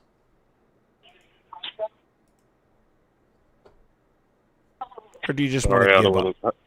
No, I had a little bit of a crowd. Do you want to give up yet? Say that again, I'm sorry. Do you want to give up and admit that you're wrong?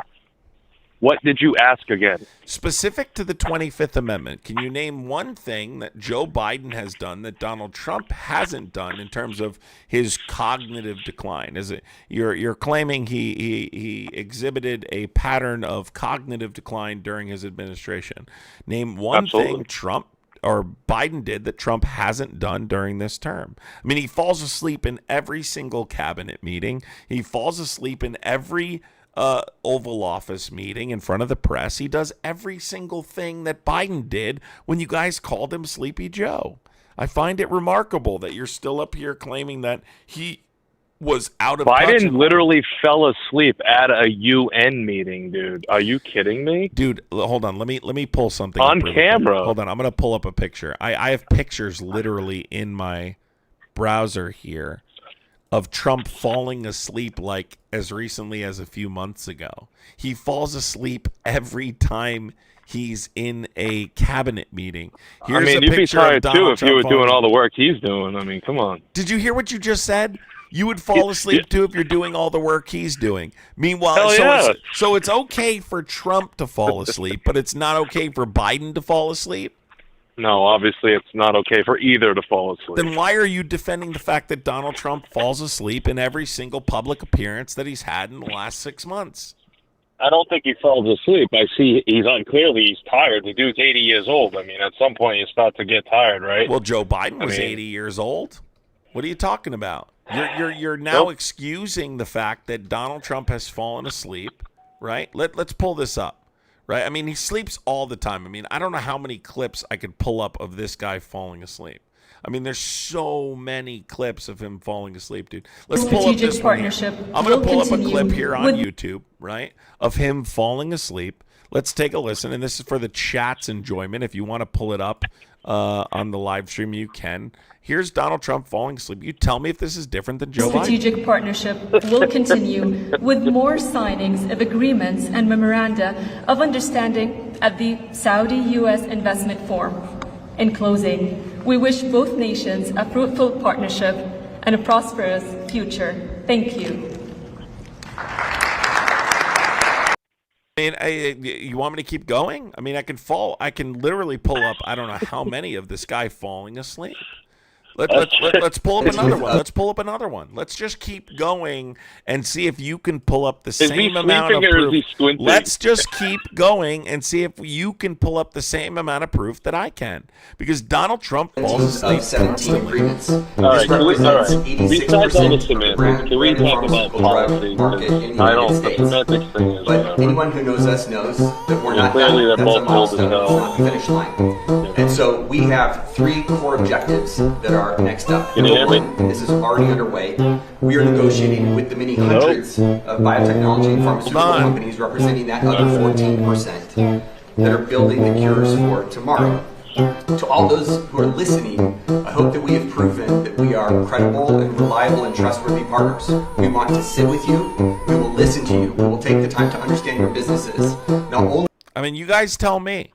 I mean, I think he falls asleep as much as, if not more, than. And by the way, Joe Biden falling asleep, these were limited circumstances, and I'm sure you couldn't provide more than I could when it comes to Donald Trump. And I'm sure you're going to say, well, he wasn't in the public eye as much. And again, well, that's true. Well, Donald Trump falls asleep more in public than Joe Biden. So I ask you again, can you provide me one example of something Joe Biden did that would result in the 25th Amendment that Trump hasn't done?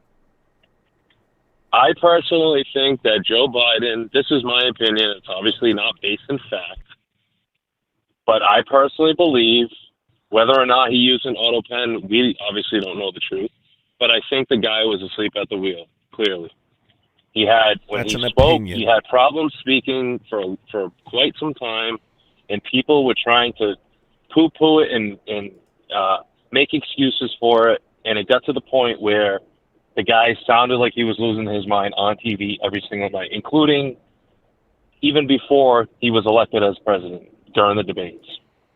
He would lose his train of thought, and it didn't sit well with me at all. It doesn't, but again, like, I don't think it sat well with anyone, which is why Democrats told him to step down. The difference is Republicans aren't telling Trump to step down, right? They're not saying, Trump, you should step down. Democrats did, right? I would argue they did. Maybe, but, I mean, do we really know that they did? How can we tell the president to step down? Well, I mean, he didn't run again, clearly, because of pressure from people within the party, powerful people within the party. They told him not to run again. I'm just simply pointing out, if you're going to call Joe Biden Sleepy Joe, you need to acknowledge Donald Trump's doing the exact same thing. Okay, I'll say both Sleepy Joe, Sleepy Trump. Okay, there you go. Listen, just another W for the night. W's in the chat. W's in the chat. How many is that tonight, folks? 20, 30? All right. Besides the semantic argument, like it's I said, not semantics. You made it's not semantics when you make a claim, and I point out the fact that claim is not true. Right? That's not. Well, semantics. at the time that this all started with the Sleepy Joe thing, it was obvious Trump still had some energy. Okay, and clearly he had more enthusiasm than Biden did.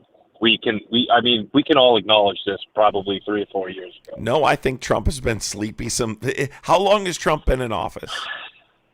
A year and a half. Right, and he's been sleeping the entire time. No, he was pretty enthusiastic at the beginning. No, he slowed down a bit. He's been sleeping the entire time, dude. He's been sleeping the entire time. There's no way you can deny. Listen, if you gave me like 30 minutes, I could pull up 100 clips of him falling asleep. I'm sure you can, because he's everywhere. Every single cabinet meeting, he's fallen asleep. Every single. It's not like there's one that he hasn't. He falls asleep in every single cabinet meeting. Every single one. Well, they're probably boring, to be honest. I'd probably fall asleep too. And So see how you're excusing it, though, when it comes to... See how you excuse it, right? You're excusing it. You're excusing it when it comes to Trump, but you're not excusing it when it comes to Biden. So I'm literally pointing out your bias. I think it's funny because when Biden was in office, people, again, they made the same excuses I'm making right now. No, I don't think so. And it's not really an excuse. I acknowledge the guy's a sleepy like he's whatever. He's out to lunch half the time. I get it. But all I would say is that when it comes to that, there was a much smaller sample of evidence, right? Because in Trump's case, we don't have to take clips and mischaracterize them to say, oh, look, Joe Biden's trying to shake someone's hand who's not there, right? That was a clip that was taken out of context that was perpetuated by Republicans, right? In Trump's case, these are real clips of him falling asleep. We don't have to mischaracterize what Trump is doing to prove he's in clear cognitive decline. Yeah, I mean, okay, sure. I'm not going to disagree. He's probably in cognitive decline. Right. So with a much smaller body of evidence, you took clips out of context to try and substantiate your claim. And in Trump's case, we have a much larger body of evidence to prove that he's exhibiting a clear pattern of cognitive decline. Well, there is truth that he's more in the public eye because he's a narcissist. He wants to be in the public eye, so there's more chances for those clips to become a clip. But if you can't prove that Biden was falling asleep off of camera, then guess what? This conversation is null and void. You can't. You can't present me some kind of like, well, I think he was falling asleep when he wasn't on camera. That's not how this works, right? I mean, you can't really see somebody falling asleep off camera unless there's a camera on them. I mean, well, again, I'm just pointing out the fact that you're being dishonest. But go ahead. So let's get in. I'm curious what your opinion. You live in New Jersey, right? No, that's just my phone number for the live, dude. Okay. Well, no, I asked because I'm curious how you feel about all the gerrymandering stuff going on with the SCOTUS and all that. In which state specifically? Obviously, the Virginia thing. I think that was a procedural technicality, and I think ultimately the voters should make that decision. But they ruled, and that's all there is to it. So, do you think that when the voting rights situation dropped with SCOTUS, do you think that their opinion made sense to the society we live in now, or do you think that, because according to some people, which ruling are you talking about in Virginia? No, the Louisiana ruling. Okay. Because people seem to think we went back 150 years back to Civil War or whatever, which is ridiculous. But I'm just curious what your thoughts are on that. It is what it is. I mean, I can't change it, so there's nothing more to say. Like I said, I obviously have problems with it, but I mean, there's nothing I can do. So it is what it is. I don't find it productive to keep going over it. It is what it is. There's nothing I can do, and so it is what it is. I think it's pretty unfair when you consider what Republicans have done in numerous states, Texas, Florida. But I mean, it is what it is. So I live in Massachusetts. And you're a Trump supporter? There's tons of Trump supporters up here, man. Yeah, there's a lot of liberals, too, though. There is, and they're quite frankly psychotic. They're not liberals. They're Why are they psychotic? I'm very familiar with Massachusetts. Where do you live? I live on the South Coast. But where? I live next to Fall River. Next to where? Fall River. Oh, Fall River. Okay. Yeah, I'm familiar with Massachusetts. I actually spent some time in Massachusetts, Middleton, Malden, Middleton, Malden. I spent some time at Bunker Hill and things like that in Charleston. Yeah, well, I mean, down where I live in Bristol County. So Bristol County is actually close. It's like 50-50, Republican, Democrat, whatever. Most people identify as independent, but they did vote for more of them voted for Trump in Bristol County this last election. I don't know if that's true, is it? From what I saw from the results, yes. I'd have to look it up. I can check if you want. Hold on, let me see. The reason why I bring that up is because no, Trump got 48% of the Bristol County vote. Let me see. Hold on. Senate District 1 where it went red, but let me see.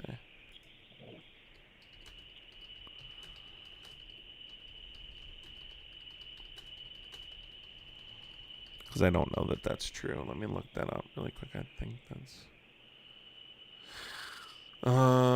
it might have been 40-60 or something like that. No, it was pretty close. I don't think he did. Hold on.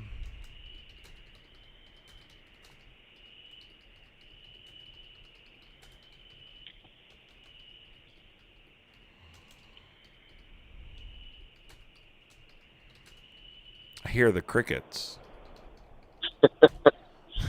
I'm driving home from work, so I don't have the crickets anymore, so I miss the crickets. But let's see, 2024 in review, right turn in Bristol County. Trump got 48% of the vote. Yeah, so 48-52. Yeah. So, what was I going to say? So the reason why I bring up the gerrymandering, all that stuff, is because in Massachusetts, Bristol gave Trump his best showing.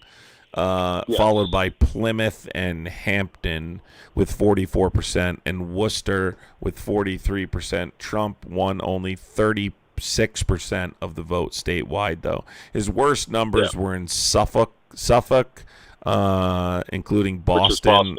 Boston, right? Where he got 22% of the vote.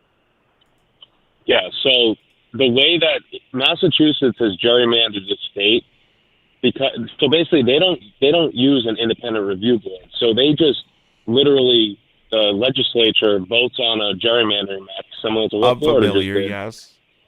Okay, so my problem with this whole thing is even up here we don't have technically equal representation because if 36% of the vote went to Trump and 1% of the vote went to Harris, in reality there should be more Republican conservative representation, but because the way they gerrymandered the maps, they pulled my district essentially into Boston.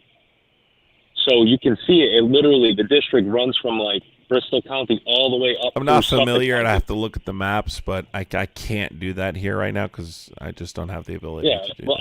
I'm just pointing out when people make the argument that, what the Republican state, quote unquote Republican states are doing now, they have to realize that this has been done by the Northeast states for a long time, and they just never pointed it out, obviously. And it's been a problem for a long time, even up here, because people have complained about it for a long time. Are you a 3-time Trumper or a 1-time Trumper? I voted for him. I voted for him in 20 and 24. Actually, no, I did vote for him in 16. Did you say you voted? I'm sorry, I didn't vote for him in 16. I supported him in 16. I didn't. Do you vote Republican in your other elections or no? No. Why not? I'm an independent. So who'd you vote for? Because I vote for who I feel represents my values for the most part. And what are your values?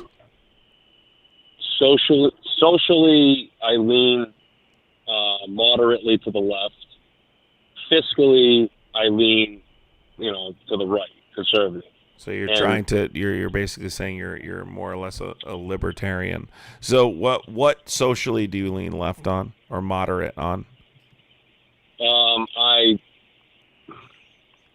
I hate to bring up abortion, but abortion, I feel I lean somewhat to the left with abortion. No, I want you to lean left on abortion. It's not your business. Well, I have my opinions. I know, but you don't have a uterus, so I want you to lean left, which means we leave it up to women to determine whether or not they have health care in regards to, childbirth. Well, you can't give that leniency to women and then expect men to pay child support for the rest of their life if they want to be involved with their kids. Well, why is the burden not on men to not have sex with women and impregnate them? And then, why is the burden entirely on women? Why is it not men deciding to ejaculate inside women as a part of the act that gets them pregnant? I never understand this concept. The burden to me is 50-50. It takes Okay. two to tango, man. But again, That's you're the way I not look at it. punishing the men for it, right? I mean, Both you're should be punished punishing the equally. women. I think both should be punished equally. I don't think it's fair to take one side So of the then why over are the you other. opposed to men paying child support when they've made a conscious decision to impregnate women? I'm not opposed to it. You I'm are, because opposed- you're basically saying No. they should have a say on whether or not to eliminate whether or not to eliminate or that pregnancy because they may have some kind of fiscal burden in the future. I think that the fiscal burden should be shared equally. It is. Yes, that's it is. debatable. It is, dude. It is, and I know this because I worked in this specific field, so I know 100% it is. It entirely like- depends on. Of course, it's state to state, but it largely depends on how much you make, not whether or not you're a man or a woman. It depends on how much you make, right? Sure. And it I mean, depends but on at the it end- depends on what kind of custody you receive in the course of a court hearing. So whether or not you have legal custody, physical custody, whether you make $100,000 or $50,000, these are all called into consideration determining whether or not you pay child support. It's not as simple as men are responsible for paying child support or footing the bill for children they're responsible for and women aren't. That's just not true. That's a fallacy that Republicans continuously spread, which is not true. So, do you think that the judicial system doesn't have more leniency towards the women taking custody over men, especially in the beginning of some type of case, civil case regarding custody? Not necessarily. I think that it depends on the case. The system is certainly flawed, no doubt about it. There are serious issues with the system, but I don't think that it inherently discriminates against men. I feel like every single one of my guy friends that have been in this situation they've always had to bear the burden of proof, and they have to go above and beyond to prove that the woman is incapable of having more custody over It themselves. is the case for women to prove that men are as well, though. I mean, I don't.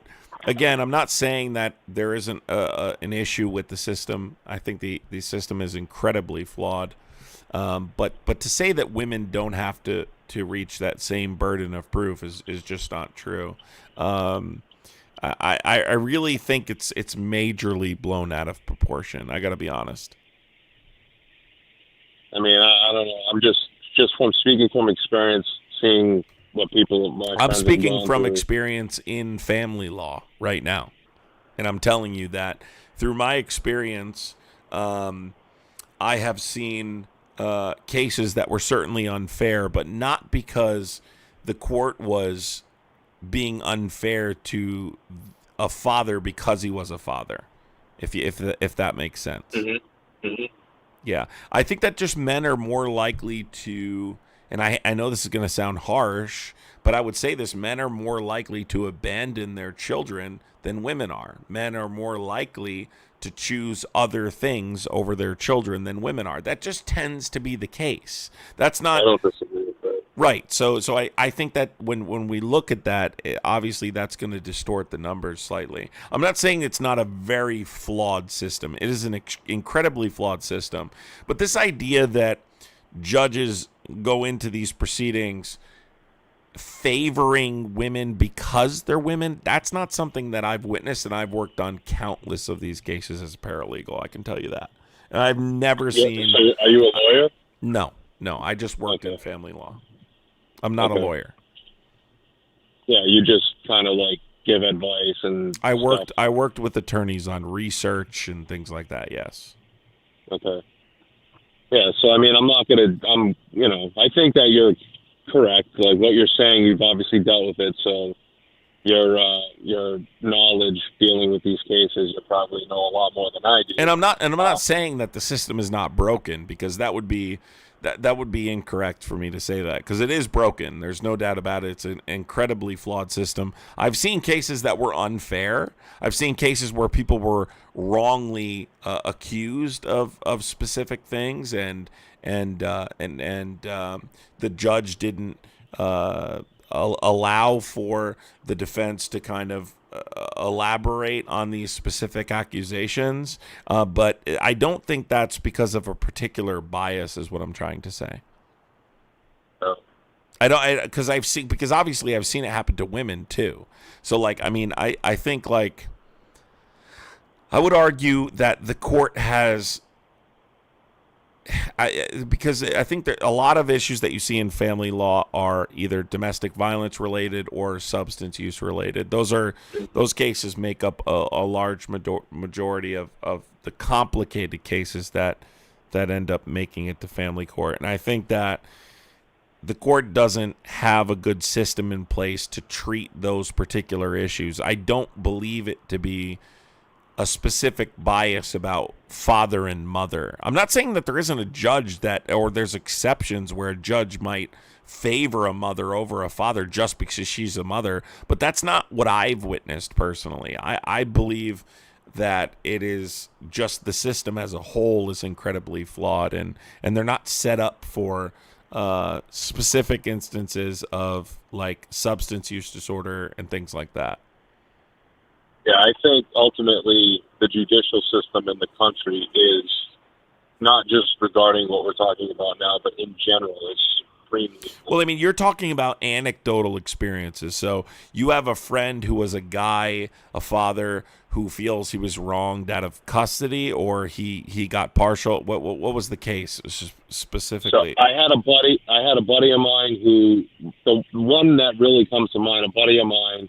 He was seeing a police officer, woman, and unfortunately, they had a kid before she became a police officer. They had a baby, and then they ended up splitting. She was a police officer, became a police officer while they were together. When they split, it ended up becoming like essentially him like not even be able to drive through the city, because she would be on patrol, and then but see, this is the point I'm making: is you're pointing out a specific circumstance where an individual is in a position of power and is leveraging that position of power. That's not about a particular bias, right? That's not the judge is favoring the mother because she's a mother. That's what I'm saying. Those cases are. I don't feel that's largely what I think that when we talk about these things, men are typically unwilling to look in the mirror, right, and face the fact that most of the time men are more willing to abandon their children. Men are more unwilling to cooperate with visitation. Men are more unwilling to abide by agreements arranged by the court, and that just tends to be the case. And I think unless we're willing to accept those facts, we can't get to the true heart of the issue. I don't think that the bias argument really stands with your argument. You're citing an anecdotal experience where an individual was a police officer and leveraged their professional position to obtain favor in a court. That's not the same argument you're making. Well, I mean, yeah, sure, that one particular example is probably extreme, but pretty much all of my guy friends that have ever had to deal with this situation have always ended up playing child Of support. And I've course, always had guys are joint gonna custody. complain about that, dude. That's what they do. But you would have to sit down and say, okay, you know, what happened in this case specifically? You know, what were you willing to do in terms of custody? Did you obtain physical custody? Why didn't you obtain physical custody? What did you do to not obtain physical custody? I don't have an experience where I think the issue with the system refers more to the relationship between judges and attorneys and attorneys for the petitioner and the defendant and having relationships. Yeah, I just think that it's a system that tries to suck as much money out of people as possible. I don't think it's an issue where the court is favoring women. Of course, there can be exceptions. I'm just saying I don't believe that to be a real issue. I think that's an issue that's blown out of proportion by men who typically want favor in a system where they typically receive favor, right? Men are used to receiving favor in our system. And so I think that when they run into a situation where it is 50-50, they feel that they're being slighted. Yeah, I mean, you're talking about men receiving favor. I think that's subjective too. Well, white men receive favor in our court system. I can prove that. White men are convicted at a much lesser rate than black women, for instance, or black men, for instance, or you know what I mean? Comparative to what type of crimes, though? Just generally, I think they typically receive favor in our criminal justice system. They're convicted at a much lesser rate. I think a lot of that might have to do with circumstance and also location as well. Sure, I mean, of course, but I'm just saying, like, if we're comparing it to, like, you know, do you think white men are convicted at a much lesser rate than black men? I honestly, I don't have the statistics. The answer is yes.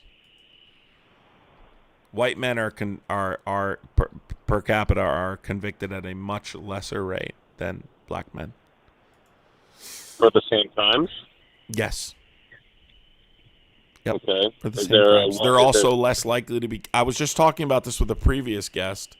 On a previous call, a guest was referring to black men being killed at a higher rate on traffic stops than white men, and I said, well, like, black men are pulled over 20% more than white men. Why is that? Right? Mm-hmm. Why are black men 20% more likely to be pulled over by police than white men? And there were studies conducted that worked towards hiding what their racial identity was, and they were pulled over less when they hid their racial identity. There's also some proof that in regards to black police officers pulling over black men as well. Sorry, what was that? There's also some evidence that suggests that black men officers tend to target black men because it's a systemic issue. It's regardless of whether or not you're black. It's a systemic issue. It doesn't have anything to do necessarily with. It's a racist system. It's not that the color of the cop's skin is black. It's that the system itself is racist. We're talking about systemic racism here. It does not matter whether or not the cop is black or white. The system is targeted towards, black people specifically. Do you think that that's because of the crime statistics, or do you think that that's inflated? No, I think it's because of a systemic issue. It's systemic racism, systemic bias, injustice. I do believe that the bias is incurred because there is evidence to show that certain races tend to commit certain crimes at a higher rate than others. That's not true. Per capita. But that's not true. Well, so wait, so you're saying because, so again, are you saying they're like, you're talking about like, basically because someone's black, cops assume that they're violent? This is why I talked about the veil of darkness theory, right? Which was black drivers made up a smaller share of stops at night when it's harder for officers to see their race. Why is that? Well, cops tend to not pull over people at night. It's not true. Why are black drivers less likely to be pulled over when it's harder for officers to see their race? I think that goes for any race. It's not, though, because police officers use minor traffic violations like a broken taillight or registration as a pretext to investigate drivers for other suspected criminal activity, right? These stops disproportionately affect black drivers. This is proven in a number of studies. I can give you like 50 off like in a minute here. Well, I think that if a police officer is pulling over anybody for a taillight, that leads to an arrest because the person they pulled over is like, dude, what's your problem? And then it turns into something. But why are police officers less likely to pull those individuals over when they can't see that they're black? And then I would ask you additionally, why are black men approximately 2.8 times more likely to be killed by police than white men? Per capita, or? Yeah, they're 2.8 times more likely to be killed by police than white men. This is the National Institute of Health. This is not me saying this, right? Well, is the NIH? There's a ton of. It's not just them. There's a ton of research. Do you know what threat perception is? Officers, doesn't matter their race, right? Doesn't matter their race, are more likely to go after black people because of these long-standing stereotypes. Believing they're more likely to commit they're more likely to be dangerous or be aggressive. I think that that's also dependent on the person themselves. I mean, but it's not. Why is it consistent statistically? What about the use of force, escalated use of force? Why are black individuals more likely to experience forceful police actions during a traffic stop? Well, why are they more likely to be searched? It's every single issue. Black men are more likely to experience these injustices than white men. Sure. There's only so long you can dismiss it, right, before you recognize, oh, there's a serious issue here. I'm not dismissing it. What I think the problem is that society and socially, we've created the atmosphere for people to feel victimized all the time. All right, you're irregardless of the situation. Stop it. What's that? Stop it. This isn't something new. This isn't something we've come up with in the last 10 years. This is something that dates back several decades. Well, sure, but that was more or less because of the movement from the civil rights movement into what we consider society now, like how things have changed culturally.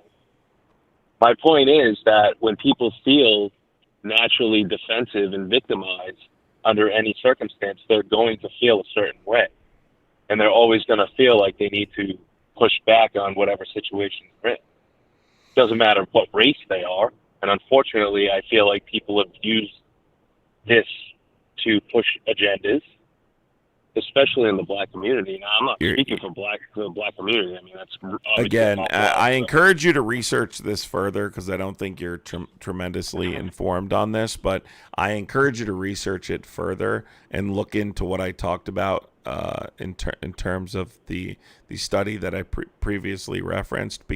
And also like a lower threshold for suspicion, and you can look at the data. There's a Stanford Open Policing project that shows that police require less suspicion to search black drivers than white drivers. And this is something that I found incredibly informative when I was researching this topic about a year and a half ago or so. So I encourage you to research it, and you might find that it can't be denied. Yeah, I mean, I'm willing to go look into read it. Whatever.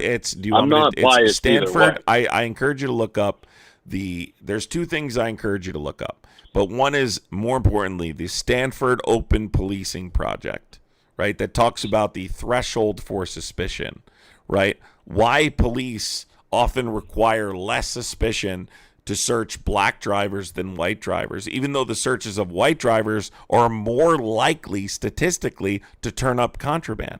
That's the problem.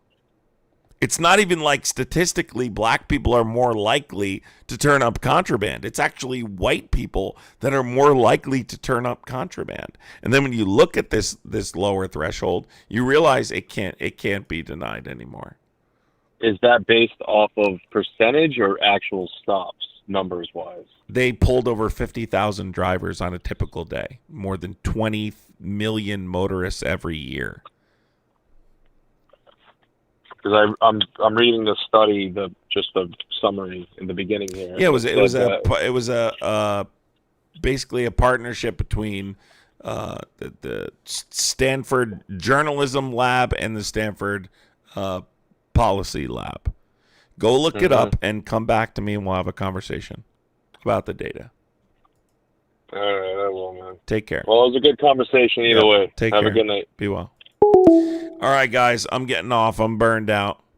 Enough is enough. If you can't admit that black drivers are stopped at a significantly higher rate relative to their share of the population, then you're just not accepting the truth, and I don't know what else to say to you, to be honest. It kind of reaches a level where I'm like, yeah, you're not listening, so.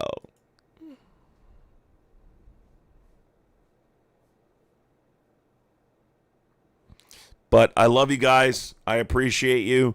Take care. Be well. Love you. Have a wonderful night. I will see you tomorrow. Troy, you spelled "your" wrong. Okay? If you're looking for a contraction, apostrophe, R-E, a combination of two words. You are. Okay? You're spelling "your" wrong, Troy. Love you guys. Have a wonderful night. Take care. Be well. I will see you tomorrow. Appreciate you. Love you guys. Take care. Case in point, thank you so much for the super chat. Appreciate you, Case in point. Love you guys. Desi and Violet, thank you for modding late. Appreciate you guys. We got to get more mods. We've got to get more mods. This is not. We can't have two mods. So appreciate you guys. Take care. Love you. Be well. See you tomorrow.